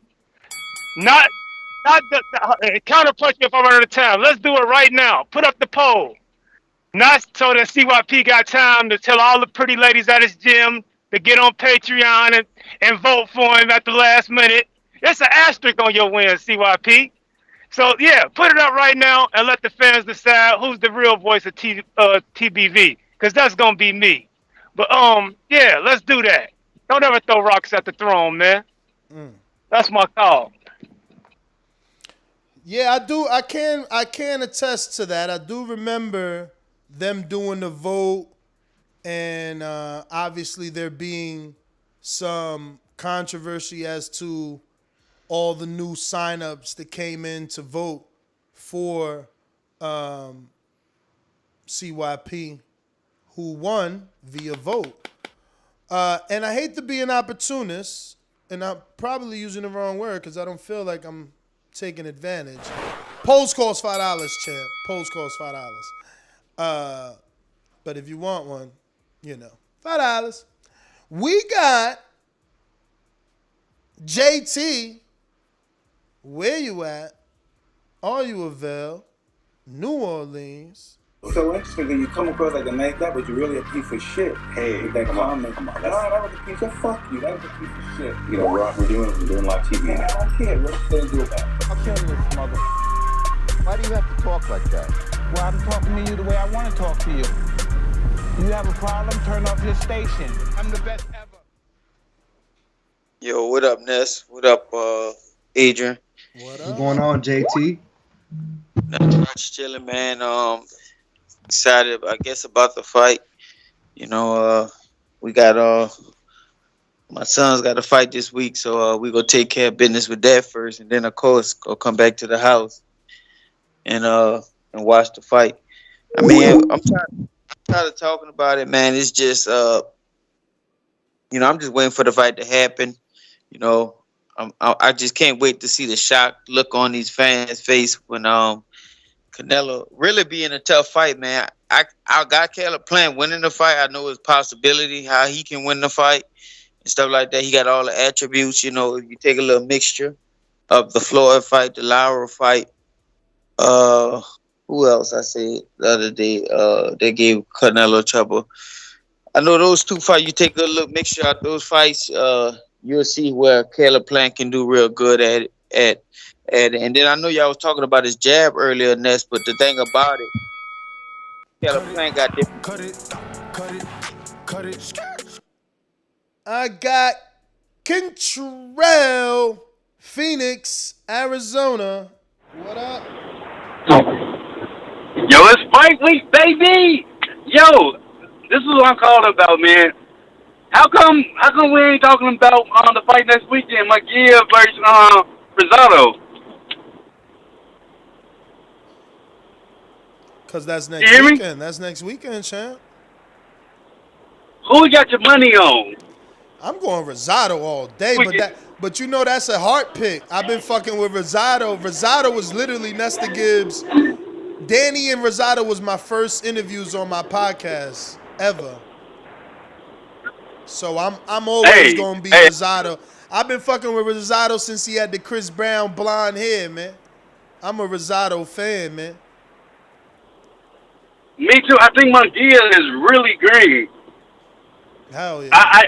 I really think Rosado did that shit though. But I want to call about the fight, man. I ain't been hearing you talk about it, so I wanted your take on it. You got good taste, man. You got good taste. Thank you, brother. Yeah, man. I mean, look, my Rosado pick, I'm going to do research to give a better betting pick, but my Rosado heart pick, I hope you made it this far in the show. My heart, the pick I'm making with my heart, with mi corazón, is going to be Rosado because, bro, I've been asking Rosado to get a shot at Canelo since 54. At 54, he turned his career around. Like, this dude is a cat. He's got 9 lives. He turned his career around at 54. He started getting fights on NBC. And you got to understand, right now you can't appreciate Rosado as much as me because right now boxing is everywhere. But back then, boxing was just on HBO and Showtime, and then NBC jumped in the game. Not with Al Heyman, but with Kathy Duva and Rosado was able to put together like 4 good ass wins, bro. Shakur Powell. I don't know, man. You got to check his resume. Like 4 straight dudes. He became the the WBO, like #1, got the interim, all that good shit. He was up. He was next in line. And I was trying to sell it because same reason Josue Vargas and Jose Cepeda was fun, because that Puerto Rico-Mexico rivalry is always going to be there. And Canelo, he only had that with Miguel. And Miguel's a bullshit. Damn, that's wrong. Miguel don't give me that. He's not. Miguel is mad humble, man. Like, Puerto Ricans be way more extra than Miguel. Miguel's super humble. He's not your traditional Puerto Rican. You know, Puerto Ricans do be acting like Josue Vargas. You know what I'm saying? And that ain't Miguel. And I think Rosado will give us that. He gave us that with J. Leon Love. He didn't care about the whole TMT and all your friends, and I don't care about who you with. And Rosado done fought everybody. He got heart for days. He fought the Charlo, Jamel, which is the better boxer in my opinion. I mean, well, back then he was definitely the better boxer, you know, with Ronnie. But, you know, now he's on his little crusher shit. But you feel me? I'm lost in the sauce. We going to listen. I like Rosado, bro. Like Munguia to me, he's hittable. Yeah, and you know Munguia, he's mad hittable. Was it Dennis Hogan that gave Munguia a tough fight? I mean, he's a warrior. Like he blasts through people, but he's definitely hittable. I mean, and when you're hittable and you can take shots because you're tough and you got a hard chin, you never know when that shot might come that might fuck you up. Mm-hmm. And Gabe's no pushover, man. I like Gabe. And he's only gotten better, man. He's only gotten better. You know, he's the type of guy that we're supposed to be saying, yo, he's got miles, he's got rounds, he's got damage, he's got this, but he's gotten better. And coming back to the topic and going straight to the cause, yes, so has Canelo. I do see that. I understand that. He's obviously gotten so much better. Counterpunch, JT.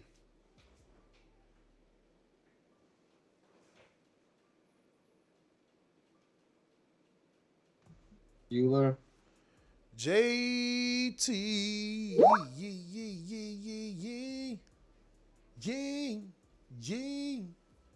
Can't hear you, JT. Yeah.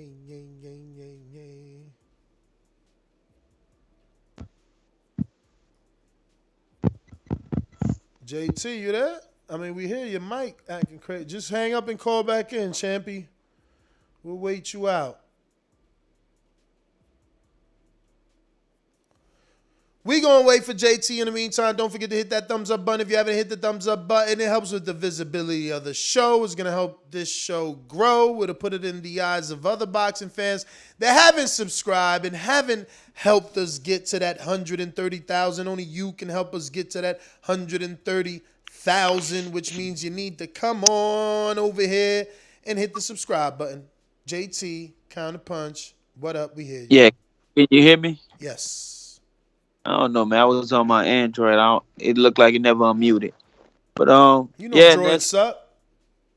That's why you gotta always use your iPhone that you got, man. Leave your brother and his droid.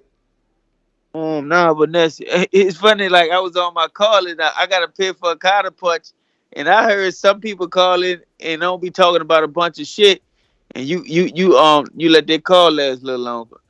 But look, all I was saying though, Caleb Plant. I know Adrian said something about a jab, but I think Caleb Plant got a sneaky jab, and he know how to design his jab where he's not, I ain't gonna say too much front foot dominant on it. You know, he got to pop it certain different ways, and I think he got a real good jab, and he changes it up. That's gonna give Canelo big trouble and stuff like that. And like Canelo like setting traps, man, and you gotta really sit in front of him to let him set traps. But if you keep turning him, and you keep a jab in his face, you keep him thinking. I mean, you keep resetting him, stuff like that. So, y'all be funny. Y'all all get jealous. Like, I don't give each and every one of y'all time. You dudes are crazy. I stay giving y'all extra time all the time, each and every single one of you guys. Hawk, Maryland. Oh, yo, what up, Ness? What up, Adrian? Fight week. What up? Can you hear me? Yes. Ain't too much. Love your show. Love your show. Hey, Appreciate look. it. Who done fought? Got you, boss. Who done fought 4 undefeated fighters in their last 5 fights? Canelo. Who done fought 4 times in the last year? That would be Canelo. The fights Law and Trout and Saunders, they all came to try to outpoint Canelo. And then Saunders got brave around the 8th, 9th round and got his ass knocked out. Chavez Jr. and Daniel Jacobs came to be in the ring with him. That's it. Daniel Jacobs' corner left him after that fight. They ain't even cool no well, they back friends now. But his trainer was so mad at Daniel Jacobs for not even trying to win that he left him. The thing about Caleb Plant is that he's good, he's really sharp, and he's going to try to knock Canelo out. That's why I say Caleb Plant won't finish the fight, whether it be a stool or a stoppage or something, because he's going to come to try to knock Canelo out. The rest of these dudes, they all had it. Even the tall dude that Canelo damn near broke his arm was in there to survive, to go 12 rounds. Caleb Plant going to come to win. He already said it. He's showing it, and he's going to come to win. But he's going to get knocked out. He just don't got it to come at Canelo hard like he's going to come. I just believe that Caleb Plant is going to be the only fighter out that in the last at least 8 fights that come to try to beat Canelo and to win. Yo, is it even fair to just do a poll? Brandon paid for the poll and my friend CYP. Okay, I accept your competition, Esteban. Let's get it on. We're going to do it on the Apple Watch thing. But should we just put 2 options? Like, is King Born not a caller of the year, potential? Or is this this is just a Yatu thing? I don't know. Or should I put at least neither? Right? Neither. Who's that? James, are you there or you just going to be quiet?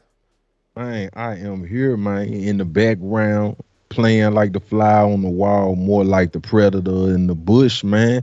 Top of the morning, TBV, TBV, TBV. Y'all know the slogan from the 80s, man. The best part of waking up, TBV in my cup. Man, I had some things to take care of this morning. Late to the party, but the water was fine, so I had to jump in with the big splash. Great topic, fellas. Y'all killed it this morning with this topic, this conversation, giving out some potential betting odds for the people in the community that like to participate in put a little wager on the entertainment. You know what I'm saying? It is one thing, the great sport of boxing. It's another thing when you got a little skin in the game and when your favorite fighter can help you make a few extra ducats for the bucket. You know what I'm talking about? So it's a great topic, great convo. Y'all know how I'm rocking, man. It's a Tennessee thing, so I had to add that Tennessee spice at the end of the episode just to remind y'all that Caleb Plant is about to shock the world. I know a lot of people don't believe it, but hey, we love making believers out of unbelievers. And even if he don't get it done, man, I'll come right here on TBV like we always do. It's a ritual over here, man. This is a brotherhood, and we extend that brotherhood out to our sisters where we incorporate a sisterhood under the flag of boxing. So I will come front and center, and we gonna break out the guillotine, and I will eat my crow like a man. I'm gonna put some Memphis dry rub and some lemon pepper on that bitch, and I'm gonna put that thing on some Wonder Right bread or some Nature's Own wheat, and I'm gonna make a sandwich out this shit. But I just don't think I'm gonna be eating crow sandwiches come Sunday morning. I think we gonna be popping a little bit of the bubbly and celebrating the first undisputed champion from the state of Tennessee. He is the man, the plant, Caleb Plant. Sweet hands, sweet feet. Canelo looking like sweet meat, not no clenbuterol shit or whatever they talking about. You know what I mean? I'm with it. Saturday, Like LV Slugger said, all questions will be answered. Listen, I got a question though. So this fourth quarter is great. Like, it's great. But how much money are we gonna spend in this fourth quarter on pay-per-view though? Like, I've been trying to tally it up because I buy most of the shit. So, Yo, man, you coming out of pocket, bro. I think, man, this year alone, if you like a hardcore boxing fan, you buy pay-per-views, they've been hitting you for 80 a whop. Man, you can expect to spend what, like maybe $400 in this last quarter, right? easily, it feels like it's gonna be. So that definitely, I mean, that's what you're gonna have to do if you're not actually gonna go to the fight. And I mean, I don't know if you guys talked about it already, but if you look at Ticketmasters or StubHubs or wherever you go to get your tickets, I mean, this thing is wide open. I mean, nosebleeds is high sevens, low eights. If you want to get down into the lower bowl, I mean, it's gonna cost you at least a stickety stack. Don't come back, know what I mean? So you can forget about the low end. I mean, I done seen tickets 12, 15 grand going up. So I'm like, bro, and it's wide open. I mean, the entire arena is like you could get a ticket if you got the bread, man. But it's like, did they price themselves out?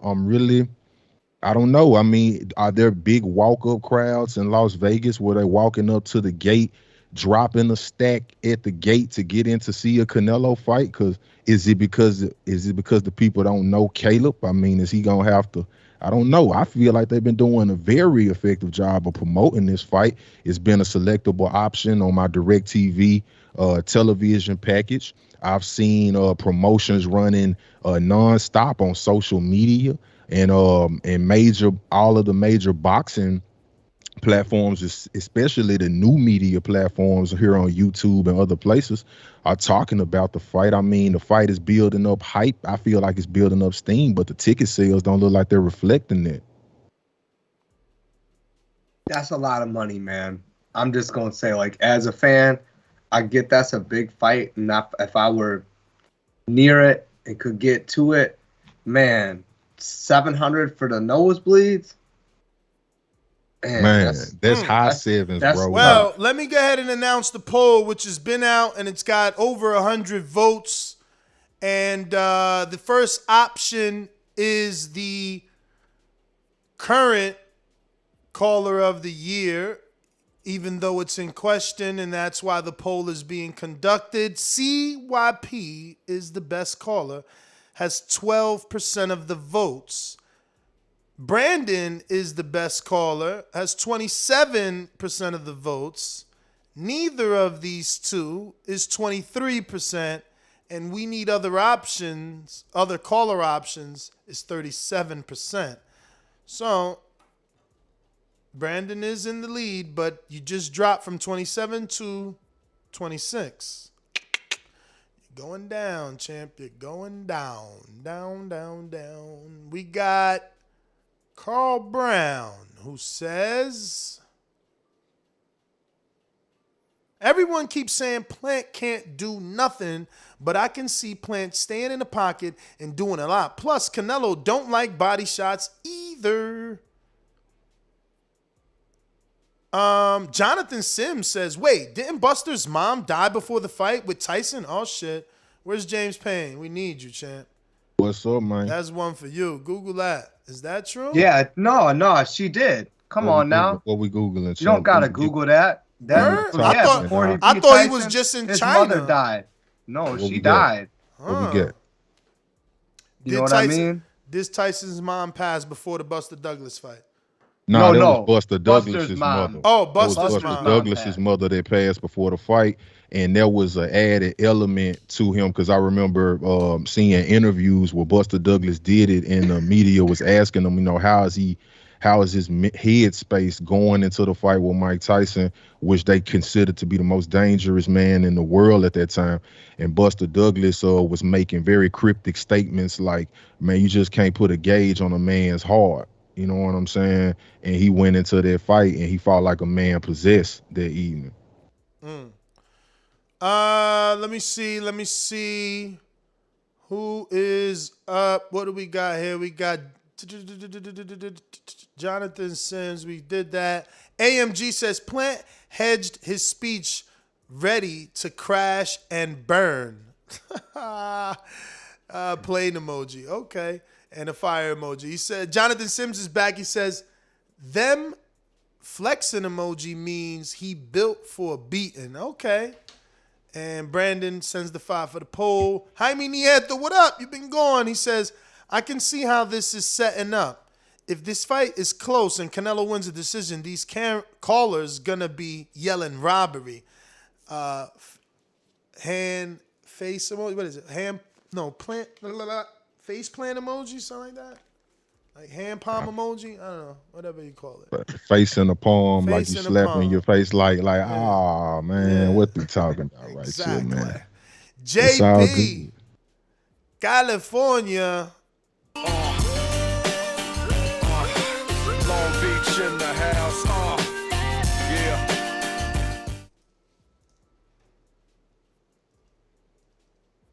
JP, 1 time, 2 time. What up? What up? Hey, Nep. Yo. You hear me, bro? Yes, sir.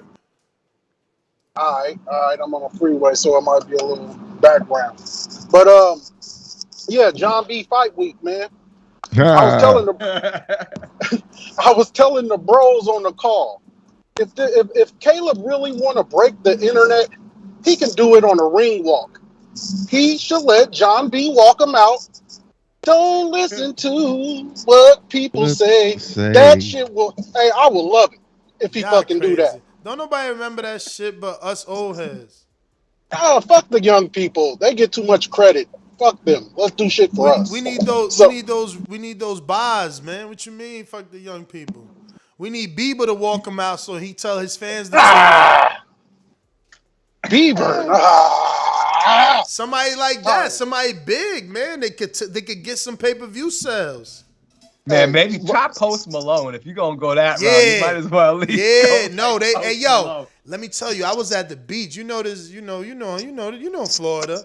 I was at the beach, bruh. White people out here playing Post heavy, like heavy. Post is they god. Let me tell you, he should come out with Post. And I love me some Post. My son put me on Post since that first album. I've been downloading his albums on iTunes ever since. He's in my playlist. Hey, Post is applicable. Post is kind of John B-ish if under the terms we're talking, right? I mean, But he a I little think- more than John because of the tattoos, right? He like a little more gritty. Even though he said like I ain't know. Didn't he say he wasn't a rapper or some shit? Yeah, he more emo with it. Here's the point, Ness. I don't think this man is not the great white host. Oh shit! I gotta okay? cut you, fam. JT on everybody. He just hit me up and say, "Look, you let JP go." My bad. Oh my god. Nah, he ain't say that. Before he counter punch and be like, "Why you lying on my name?" He ain't say that. It's all love. I'm just joking. Majid, what up? Are you with me? No Majid. Oh, what up? Yo, everybody needs to like the video, subscribe to the channel, join Patreon and YouTube members for something. Oh man, hey JP. You talking to me? Compared to me, you light skinned dog. I'm the darkest person on the back channel. Nah, JP. But yeah, man, shit. I can't shake it. I gotta put money on Plant, just because of the odds and everything. But I just see Canelo, man. Them body shots looking scary to me, dog. And I just keep seeing in the 12th round, if Caleb Plant don't move, I feel like eventually he gonna slow him down to get that shit on the cards. But yeah, man, that's all I got. Thanks for cutting JP off so I could go, so I could talk my shit. All right, I'm out. Man, we need a sound bite with that John B in there, man. They don't know about this here. I can't wait to sing this shit come Sunday morning, that yo. was the shit. I'm just. You know what I'm saying? You gotta get Brandon on it. Don't know about that shit. Know about this here. You know what I mean? Can't wait for this shit, man. Gotta get Gotta get Brandon on it, man. He the man with that. We got Marlon. Marlon, man. I know you've been busy working and training, but I need you to come on, man. You got to come on before this fight. I want your official pick. I know you be betting, and I know you support. You use the MyBookie code, and you even screen share and be putting it on your story. But I need to know what you're betting this week, champ. Come on. So hit me up when you pull over. You got to stop so we can get your official pick. Even though tonight's the official pick time, right? Like, we want you to make your official picks tonight. No, not tonight. Tomorrow night. Told you, every day's Friday finesse, baby. But tomorrow night is official pick day where we're going to put that shit on a list. If I got to take your name, I'm doing it because I want to serve some crow on Sunday. And crow will be served. Oh, yeah. We got Jaime Nieto right back at us. Says, shout out to Adrian and James Paynes adding to the TBV family. Keep killing it, Ness. Working nights, bro. I'm always here. Shout out to you, man. Shout out to everybody that uses the show during their work time. I appreciate you so much. Bowen Bama says, we in Tennessee. We got Jelly Roll, Axe James. What's Jelly Roll? Jelly Roll, man, that's one of the popular hip hop artists from this area. Well, he's not really hip hop. He's more. He's kind of he's country. Man. they call it like hip hop. That's what somebody told me to call that shit. You know what I'm saying? That's what they said. Hip hop, stick hop. You know, they like kind of in the sticks with it. You know, they fuse. You know, this dirty South hip hop sound with like country music instruments and elements, a lot of melodies to it. So, you know, it's in comparable artists to Jelly Roll would be like Big Schmo. You got Jelly Roll's done a lot of collaborations with Lil White. Lil White is like a former member of the Hypnotized Minds crew. You know, that's a 3-6 Mafia and all those people. DJ Paul and Juicy J did all of his early production. You also could hear him. They've done collaborations with other notable Caucasian artists like, Yellow Wolf. He kind of in that lane a little bit, but he's more rock with it. MGK, they be showing love too. So, and Haystack. Haystack is like the big homie. So Jelly Roll's like a little homie to Haystack. Haystack, the big homie out this way. Well. Let's go to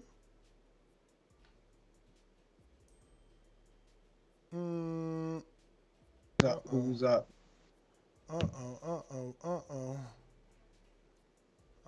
Why ain't he coming out to Paul Wall? That's who we need to come out with since he liked them lowriders. Man, I can see that now. Still tipping on CYP.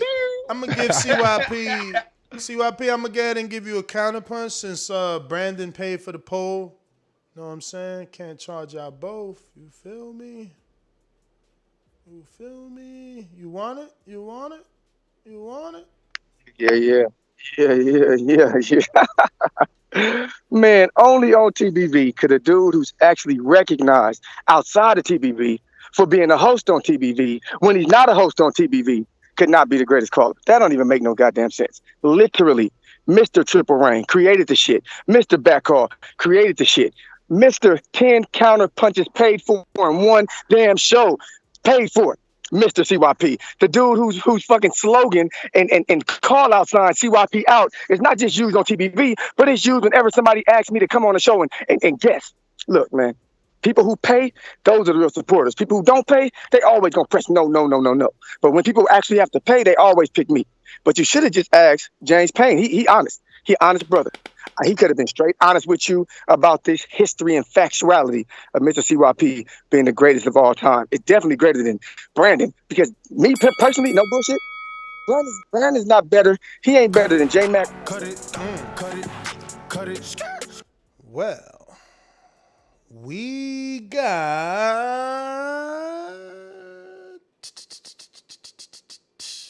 Keem in Florida. Are you available? Keem, Florida.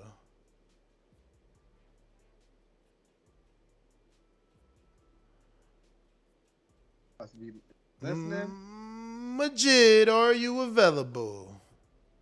Majid. Are you available? Majid. Listening to shit without liking the video, man, is one click. But that's all I got. All right, we got Mr. PBC. Mr. PBC, baby. BoxingWorks.com. I'm the flyest. Canelo talking about he believe he can win. Go to my kitchen. Get the sharpest knife and cut the bullshit up. I don't care what you do good. I do every fucking thing great. Mr. PBC, baby.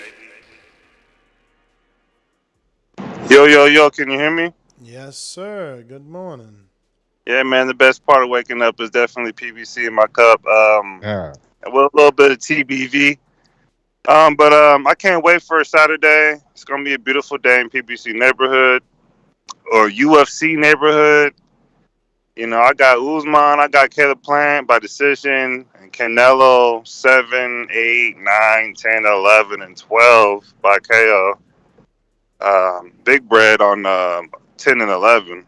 I can't wait for this shit. I mean, my bookie's working in Washington, and I'm trying to get paid. I got paid off Shakur. Let's keep it rolling. That's my call. Nez, you should definitely bet on UFC. It's the same night. Usman and Rose. I got parlay for them too. That's my call. I mean, listen. If that's your thing, that's your thing. You know, my bookie luckily does have UFC and other sports. If that's what you want, it's there. But you know, that's not my thing, man.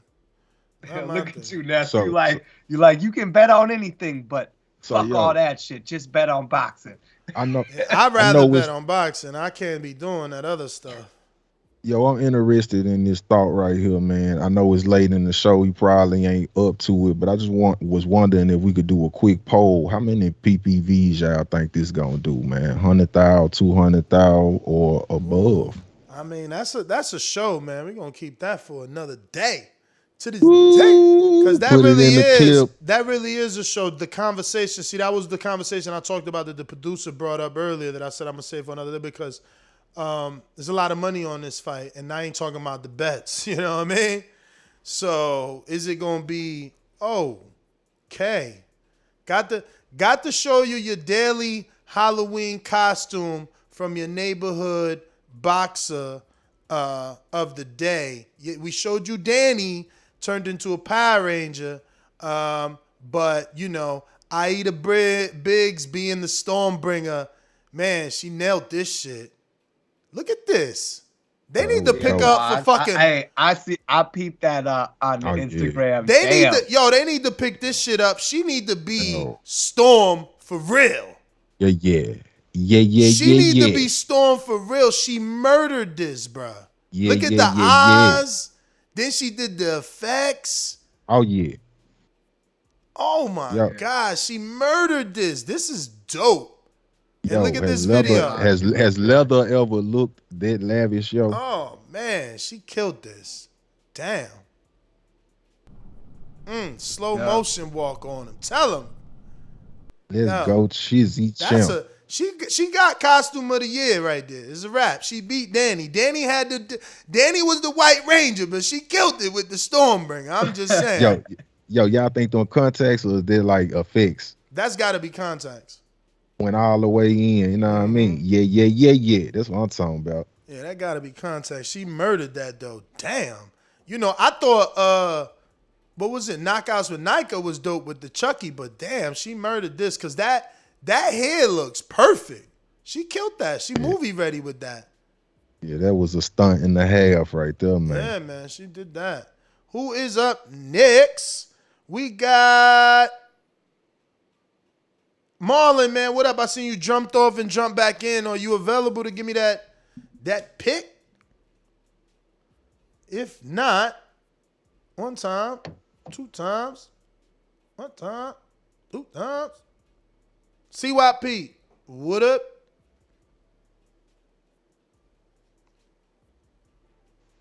Yo.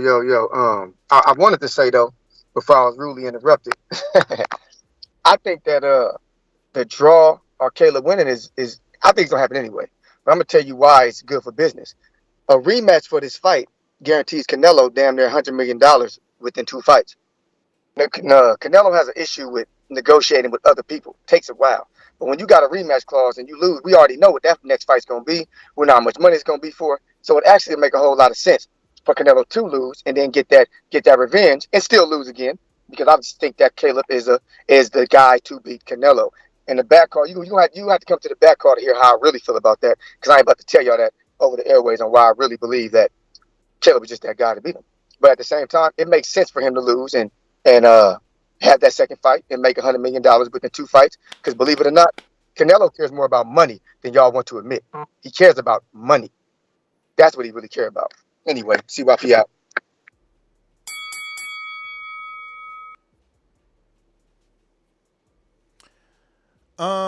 He definitely does care about money though, but so did Floyd, right? Floyd cared a lot about money. It was all about the money.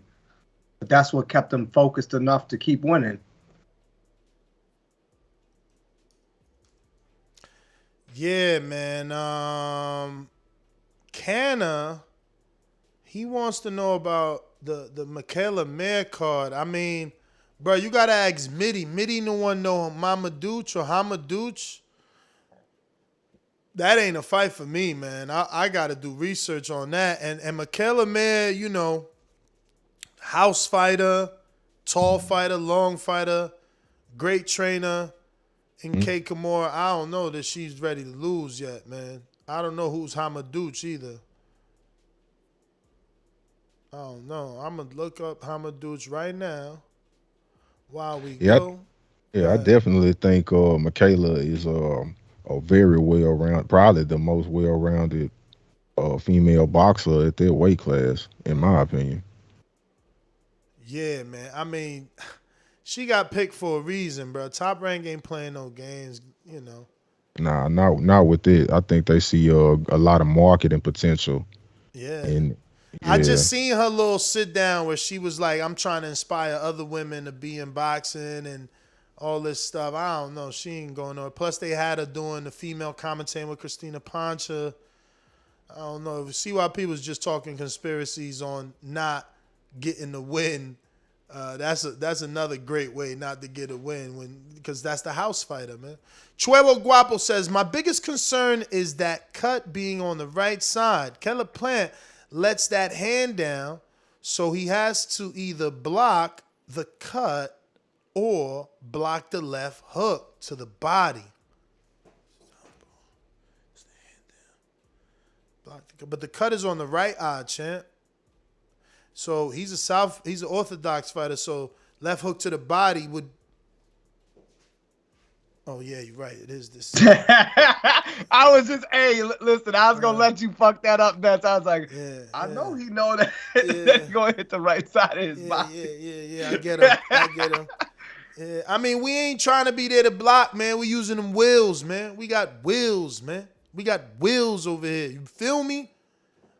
CYP, counterpunch. Yeah, I want to say this to all the dudes who keep saying you're delusional, you're crazy, you think a Plant's gonna win. Look, man, it's cool for you to pick Canelo. Pick him. Why are you so mad at people picking Plant? And I noticed that when I look at your name, it's always a Spanish last name to it. That's the shit I be talking about. You don't have to insult us because you're taking it personal. Canelo doesn't know you. He's not going to wave to you. He's not going to even say payday to you. He doesn't even care about you. Stop taking this shit so personal. We believe Plant's going to win, and we're telling you why we think he can win. And we still stupid, dumb, delusional, all these names. My man, don't take it personal because I know Caleb Plant way more than you would ever know. Canelo, my man, take a chill pill, all of y'all. And y'all know who I'm talking about. The dudes who about to get triggered right now, talk shit right now, but not going to call in. I'm talking to you. CYP out. JT, what up? Counterpunch.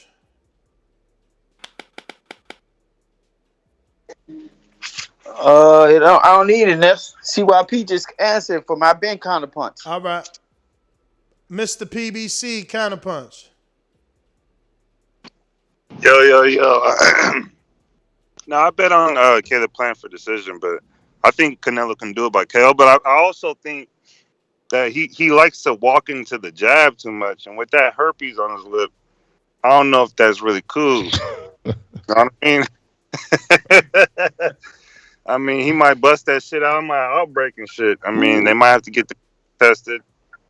But I think that's a major problem for Canelo. Like, real talk, he likes to walk into it. He don't really care about the jab no more. He thinks he's Superman. He can just walk through the punch, and I think that's going to be a problem. That's why I have Caleb Plant by a certain round by KO. I think that's his biggest downfall. And when someone said Caleb Plant gonna get hurt to the cut, Canelo gonna get hurt to the lips. I mean, whatever that is on his lip, it looks like it would hurt or open up and scab. I don't know. That's my call. All right. Shout out to PBC with the breakdown and the analysis on the lip situation. My goodness. Hey, he got jokes. It's not even Friday for real. He always got some jokes. Hashtag pimple popper. You know what I mean? Coach Rivera, Marlon so icy. Let me know. I know you guys always working and stuff like that. In the meantime, I got some super chats I got to get to. Oh, wow. Quite a few. Shout out to y'all. Appreciate the love. We last stopped at Trouble Guapa. We got Chick Cicerelli. Ness, I took your plus 3,000 tip on Caleb and agree with you. Can't ignore those odds. Let's go and get that big bag. Big bag. Right. Fucking right. I don't know why people are ignoring that, man. That's a bet worth losing. Just saying, but I'm going to win it. But, yo, shout out to you because that bet is gone. It's over. Bad. That shit is gone. Only us real G's got it. Justin. Okay, I see how you doing. You spelling your shit uniquely. Plant needs to walk out with Charlie Zelenoff. Charlie ain't big on these streets. Y'all out here trying to crack jokes. We gonna crack a win on y'all. Watch this. They cracking jokes. We cracking wins, man. You cracking jokes. We cracking chins. Playing out with fucking Tennessee zone, man. Keep sleeping. Yeah. Keep sleeping, man. D Nice in the 201 jersey, stand up. Nah. He need 50 Cent. That many men. Old head status. That's right, Plant. Come out to many men. Wish death upon me. I don't cry no more. Don't look to the sky no more. Wish me. I fucked up the words. But look, you get it. Y'all all wishing hate on Plant. So he do need that. I like that. He do need 50 to come out. 50, you know you need some more fame, you know. Stars, we getting tired of stars. 50 eat good DMF guy. He don't sit fat. He got the merch. He got the shows. Man, 50 is off the chisang. Yo, we got Castle Hill Gill. Shout out Castle Hill Gill, pound for pound supporter. Shout out Ruthie's Pasteles. Yo, doggy, now I really need some Ruthie's Pasteles all the way out here. He says, Caleb gonna come out to Lil Nas X, fam. Also, King Born, Info, and Stainless should be on the poll. Texuria got me paid last week. Damn, Patrick? I didn't even know he fought. Shout out to you. You killing it. MD in Philly. What happens when Canelo throws a combination that may not land and the crowd get excited? Will Plant stay calm, stick to the game plan? I don't see it. Hey, man, listen. Saturday, bruv. Saturday, but guess what? If you watch the arrivals like I did, because it's a big fight, I'm trying not to miss nothing. Plant said that. Everybody keep at what game plan is to remain calm and just do what I do. Be me. Hey, but I gotta remain calm. Sit. Once I start seeing Plant showboat, I know he's in his zone. I need him to showboat in the ring. then I know he's 100% confident. If he's too defensive minded, he ain't Plant. I need Plant to be confident, loose. Roy Jones jab off his knee. Floyd Mayweather shoulder roll. Beautiful wheels. That's what I need. Popping that machine gun. That shit be coming from all angles too. He bent his head, turn, up jab, straight jab, duck down, double, triple the jab. Man, we gonna see.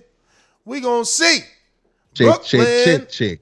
Sway says, big UFC pay-per-view going to steal pay-per-view buys away from Canelo Plant. At least they not pulling of the zone and having us wait till 1 a.m. for the main event. Well, truth be told, I'm being told it's going to be like 12 by the time the ring walk start. Roland Curtis, man. I got an email about it. I'm pretty sure. I could look it up in a bit, but I'm pretty sure they always doing that shit for UFC. I feel like there's always a big card that somehow lines up against a Canelo date. J-Mac, I'm sorry. Is this a counterpunch that I'm 6 minutes late to? You want it? Bring it. We right here. Yeah, I miss X. Like from a music standpoint, you know what I mean? He used to make some heat. He used to make my dogs at? Hey, that'd be that gym music right there. You want to go hard in the gym, listen to some X, you be real amped up. Yo, right now, man, Westside Gun, Griselda, yo, they got me rocking out, chimp. Westside Gun, yo, y'all be listening to some names I never heard of. Ness, are you a fan of like old school, like New York hip hop? I'm talking about like the real gritty, grimy. Don't tell me that KRS-One sound and Slick Rick shit. No.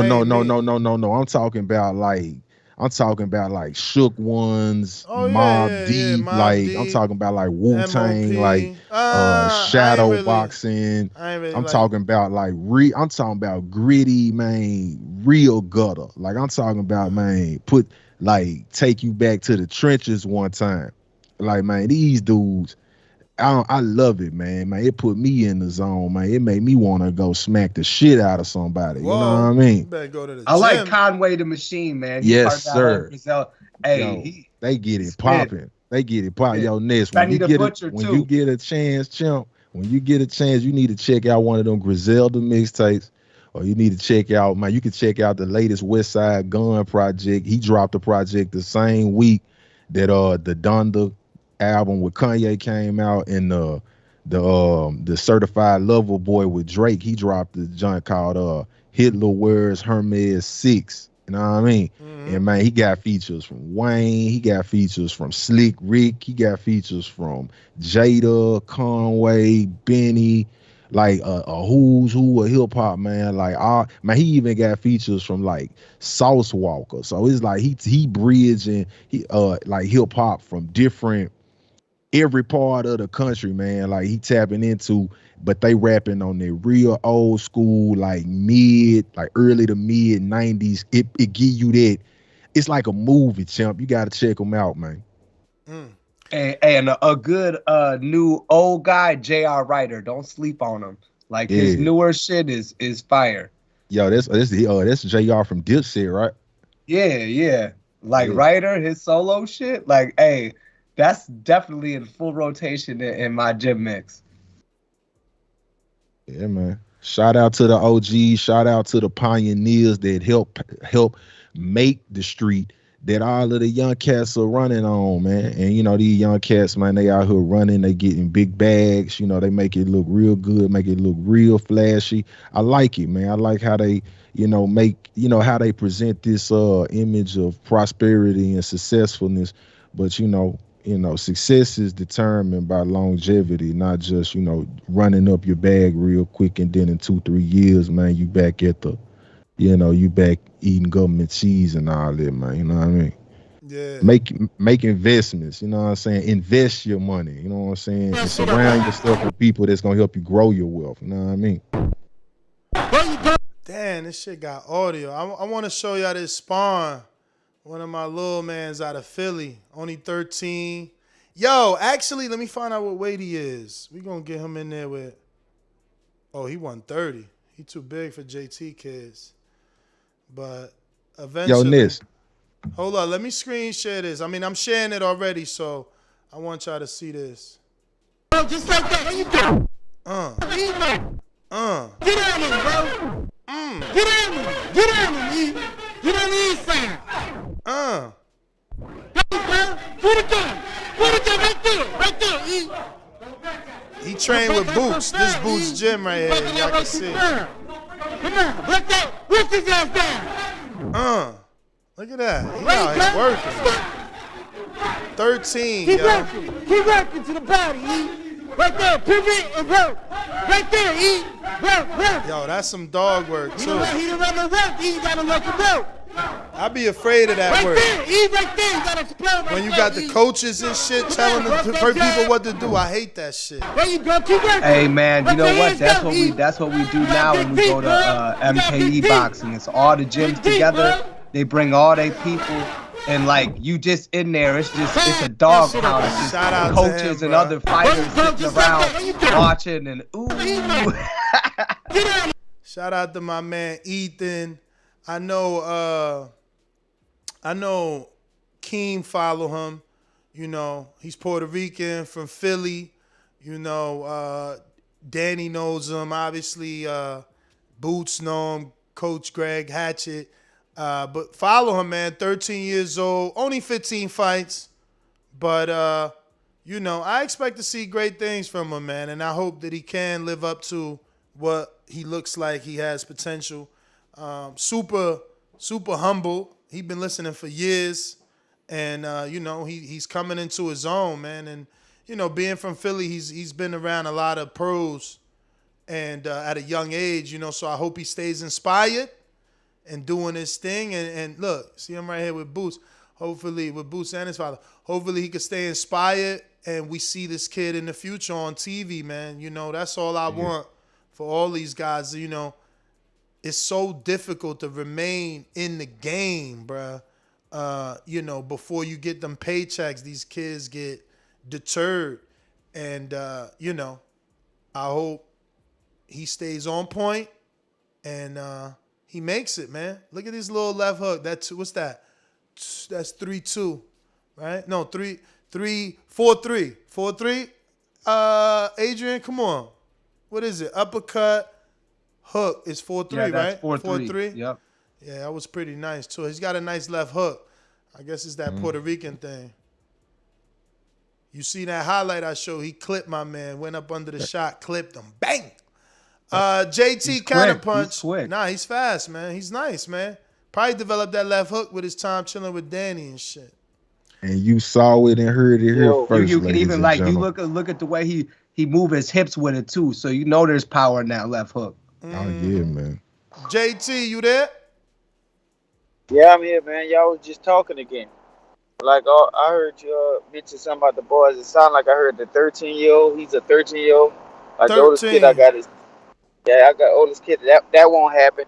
He sparred a 13-year-old. Matter of fact, both of my boys sparred two 13-year-olds yesterday. One was 65-pounder, 13, little small kid. He gonna have trouble.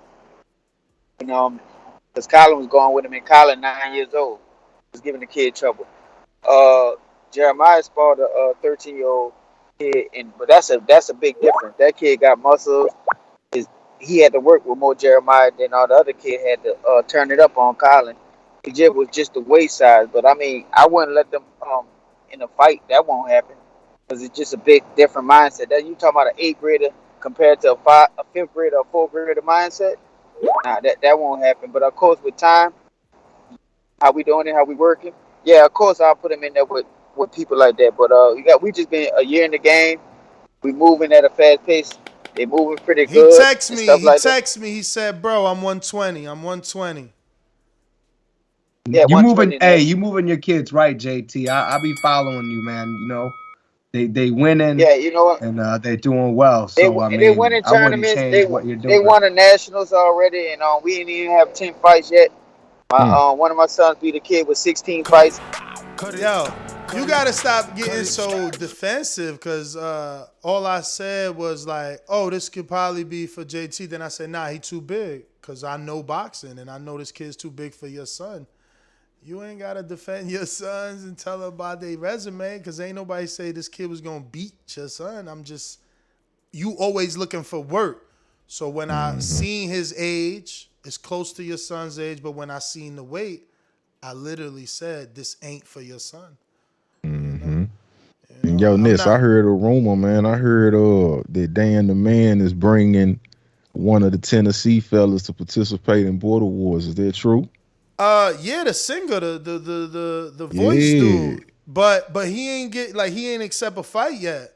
I heard that it's maybe they're supposed to be killed close to the vest. I thought you already knew. I'm hearing, that they got something going with a TikToker. They got like a mad following. They got like a little beef thing going, and they want to sell it at Border Wars. Nah, man. I ain't know that. Okay, but maybe that's something we'll figure out. Maybe we can figure that out in the background. Man. I actually got somebody. I don't know what they let us do it on Border Wars, because they trying to get him a fight, but maybe they let us do it so that he could get warmed up before he get that real fight.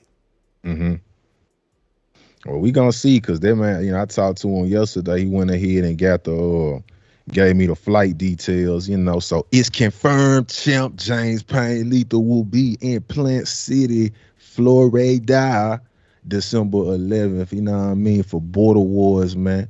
Florida edition is going down. Shout out to Liz Lowe for the epic slogan. The motto of Border Wars: get in the ring and swing. You know what I mean? Shout out to the illest ring announcer in the Border Wars universe. There is Info Joe. And shout out to the man himself, man, that had a vision. You know what I mean? He had a vision. He had a dream. You know what I mean? And he put this thing together, brick and mortar, out the mud. You know what I mean?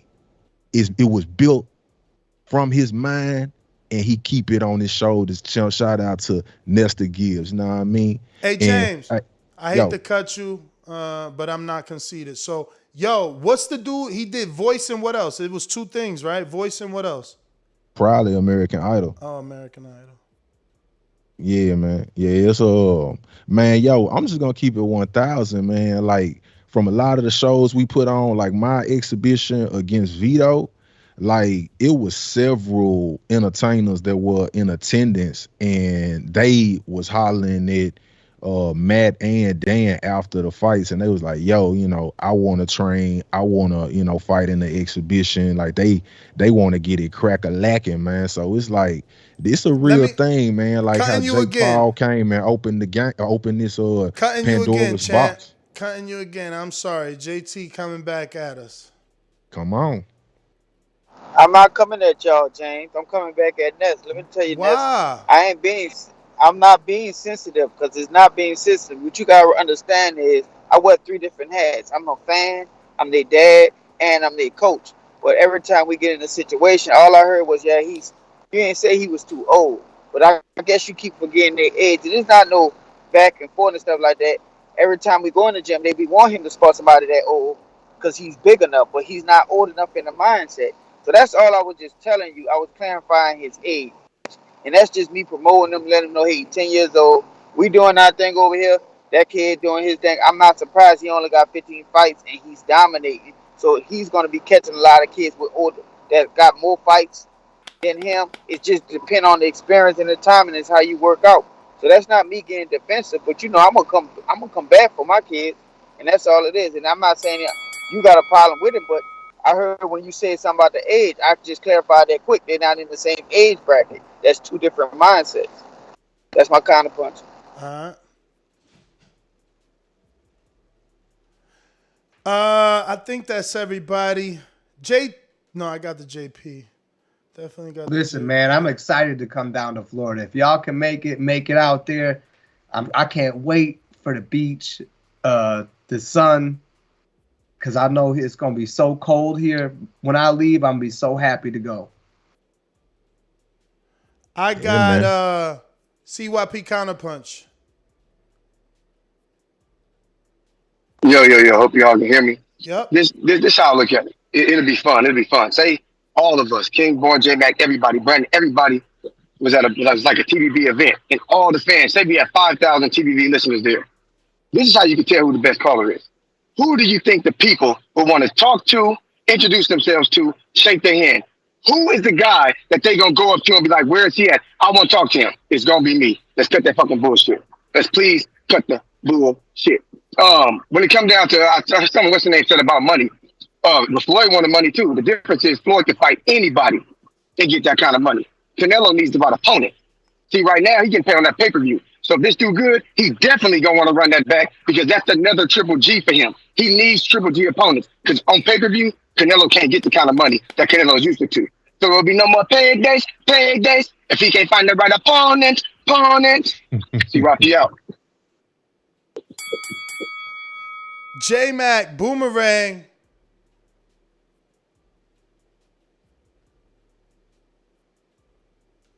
Yo, Ness. Yo. Can you hear me? Yep.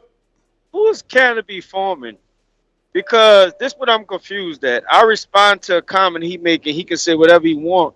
Then he blocks me when I insult him the same way he insulted my brother on a caller. I'm a little confused that like that's what they do. Well, what you mean you block? Did he time you out or you block? He timed me out in the chat. He timed me out in the chat for a comment that I respond to him. But he made his comment first, and I don't get that. Like, how them niggas get that type of control? I only responded to what he said. I don't know. I'm about to talk to him, bro. I didn't see that. All right, that's something. See, that's the type of shit, boy. Oh, my Lord. He don't even call in, man. That's why I be, oh, my God. Hey, man, whatever. I'm going to move on from that. James Payne. Watch them. It's been a while. I forgot. Yeah. Watch that. Yeah, nigga. She already spoken for. You don't need to be on her DM in her DMs. Miss Biggs spoken for already. Miss Biggs. Oh no, that's you, Champ. Hey man, hey Champ, I'm just hyping her up, man. You know what I'm saying? Adding on to the hype train, man. It's all about her, man. It's her world. She gonna go far, man. I ain't got no stakes in the game, Champ. I'm just the admirer in the bleachers, Champ.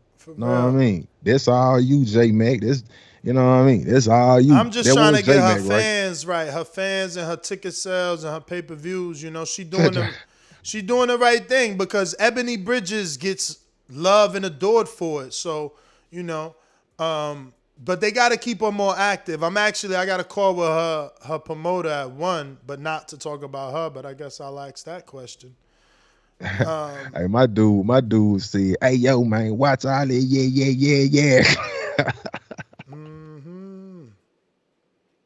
But yeah, man, I think we got everybody, right? Up Davidian Buffalo Falls, what up?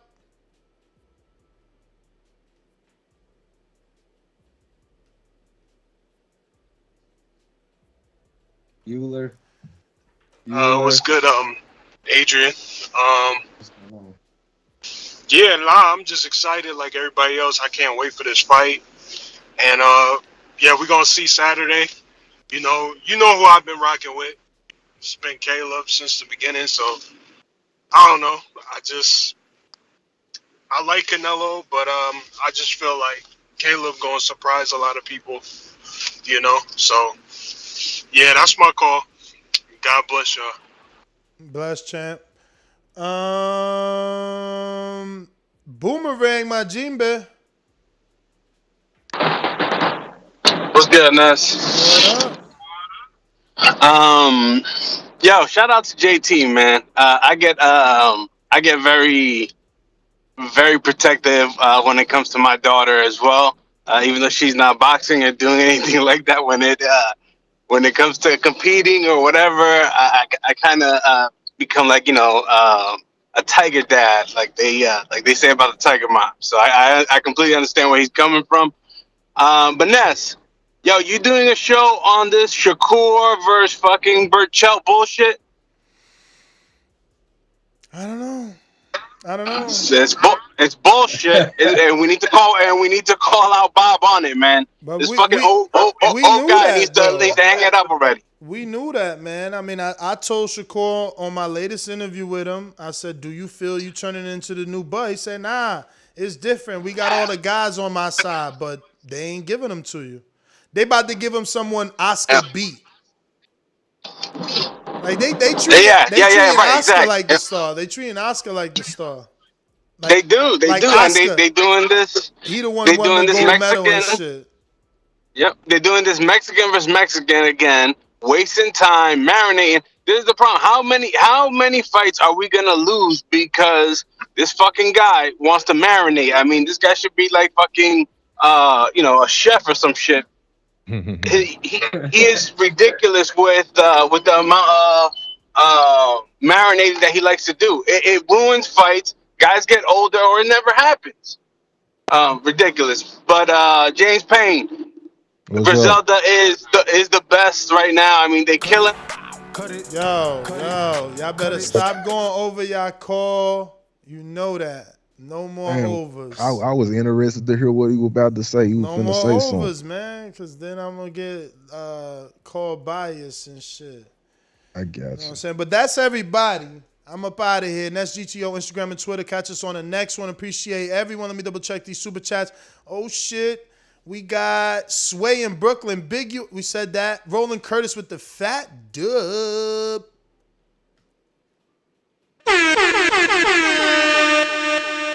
Damn, I gave you praise, and he starts off. Ness, your logic is weak. You run down the list of fighters that Canelo did not KO, but of 55 fighters, he knocked out 37, equals 63% KO ratio. Of those 37 KOs, 24 KOs came in the rounds 1 through 6. Plus, Canelo is angry and wants to make a point. Oh, yeah. Let's factor in that he's angry. We can't factor in that Caleb's motivated. You know, look at your logic. Look at it. But won't you do some more numbers since you like them and tell us the percent of the person that was knocked out? You know, show us who else knocked them out. You know, how durable were they? Like I said, Jacob's been knocked out. What happened? Why he couldn't do it? I'm just saying, why he couldn't do it? He ain't even dropped some of these dudes. Like, y'all out here tripping, man. Make-believe land with this fake power y'all think he got. Ayo Biz says, shout out to all my sucker-ducking motherfuckers out there. Ness, this is a request to play that intro from Brandon. This shit is fire. Damn, all right, we're going to end the show with it because I think that's the last call, last super chat. Time to go. At Blackman Jones, Instagram. I'm coming back. Do it, champ. Do it. Yeah, you can find me at Blackman Jones, Instagram, anytime. If you're still using Facebook, you know I'm old, so I still got that shit. It's just my name, Adrian Rowan. Yeah, man. James Payne Lethal. You know, you can find me on IG. That's Instagram at James Payne Lethal. Also, if you use the Bluebird, that would be Twitter, James Payne Lethal. And I also got a YouTube channel. You can find me there as well. James Payne Lethal. I ain't really got no content yet. I need to talk to the gurus and the Yodas of the YouTube boxing universe and figure out, you know, what would be the best direction to take so we can get some conversations going. But hey, TBV for life. If you ain't on Patreon, if you ain't a YouTube member, obviously you have low functioning brain cells. So make that move. Make sure you hit the thumbs up and the bell icon each and every time the Boxing Voice goes live. And yo, back to you, Ness. James, what up? Yo, what's up, Ness? Man, you almost left me and behind, man. But hey, it's all good. What's up? What's up, Payne? What's up, Adrian? What's going on? Man. It seemed like we messed up the betting lines or the prop bets and everything because my bookie just took that shit down. Mm-hmm. Took that down to so everybody that's talking about it now, man, they done missed out. They about to see greatness about to happen on this Saturday. You went through that dead zone, champ. You said what? You went through a dead zone after you said like greatness on Saturday. Oh, my bad. Yeah, you saw that parlay that Intrigue put in the chat? Nah. He said something like $10 to get with Plant, Figueroa, Rosada, Porter, Mayer, Joseph, Andrade. $10 equal you some crazy thousands. Yeah, I mean, because he got two underdogs, Plant and Porter. That's two big underdogs. Yeah. That's going to boost any parlay. But shit, do you think it's possible? Are both those wins possible? Absolutely, man. Crawford ain't never faced a Porter. And Plant, Plant is this generation's fucking Floyd and Roy. I said it. Yo, hey, again, thanks. Hey, thanks for everything, Ness, man. You take care. Have a blessed one. All right. And no, what up? What up? Ooh. The reincarnation of Roy and Floyd. Ladies and gentlemen, I'd like to introduce to you a young fella, and he comes from the Magnolia. Ooh. What's happening, Ness? What up? Well, what's up, James? You know what I'm saying? What's up to the whole panel, man? What up? What's What up? Man, look, Ness, you smoking some of that good shit this morning, bruh. I see you over there, bruh. The reincarnation of Roy and Floyd. Like, who's got the key? Like what? I don't know, bro. I mean, I hope he win, bro. I hope Plant win and everything, bro. I just need to see. I need to see what's gonna happen when this shit become a dog fight, bro. When the boxing shit gotta go out the window, when you gotta eventually fight this motherfucker. You know what I mean? That's the key thing I'm looking for. I'm looking for whatever happened in the 5th round on. That's what I'm looking for, Ness. You know what I'm saying? I can see him winning the early rounds. We done saw that. We done saw people win early rounds. You seen that. We both seen that. What's going to happen in the 5th on? Like, that's just what I need to see, bro. I think Plant got the skill, but I never saw him get hit in that week. You know what I mean? We haven't had that opportunity. You feel me? So that's what I'm caught up on, bro. Like, if I just don't know. Like, you feel confident in Plant Chin? Like, what make you feel confident about it? The fact that he ain't been put down.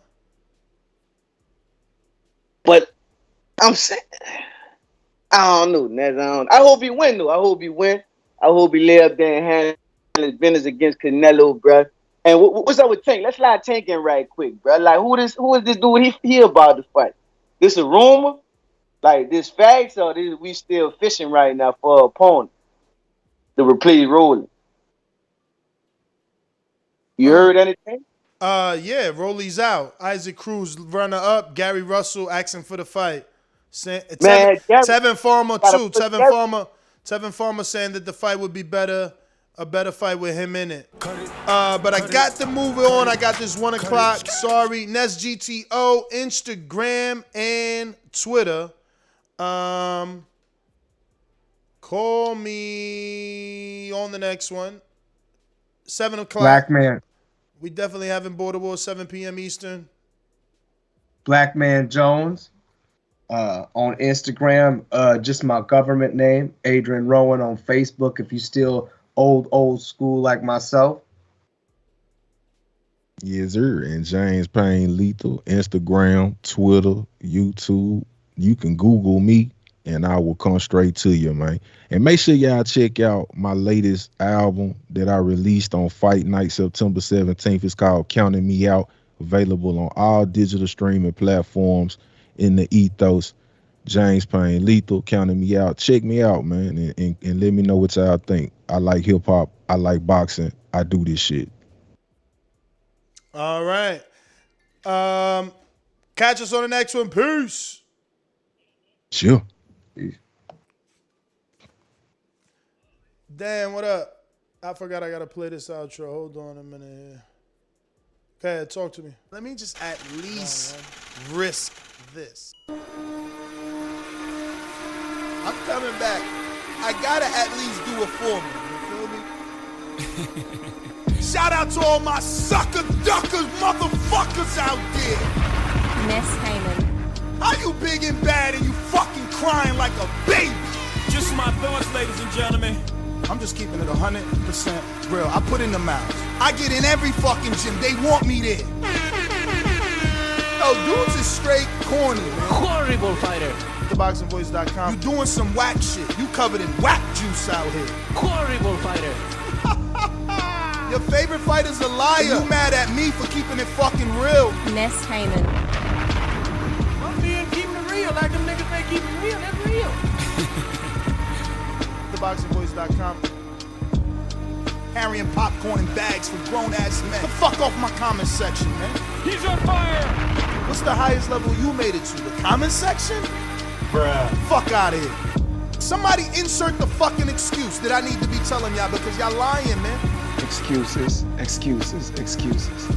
I knew it was coming. Our referee stops the contest. He is the winner by way of technical knockout, and he is still undefeated. Ness Heyman.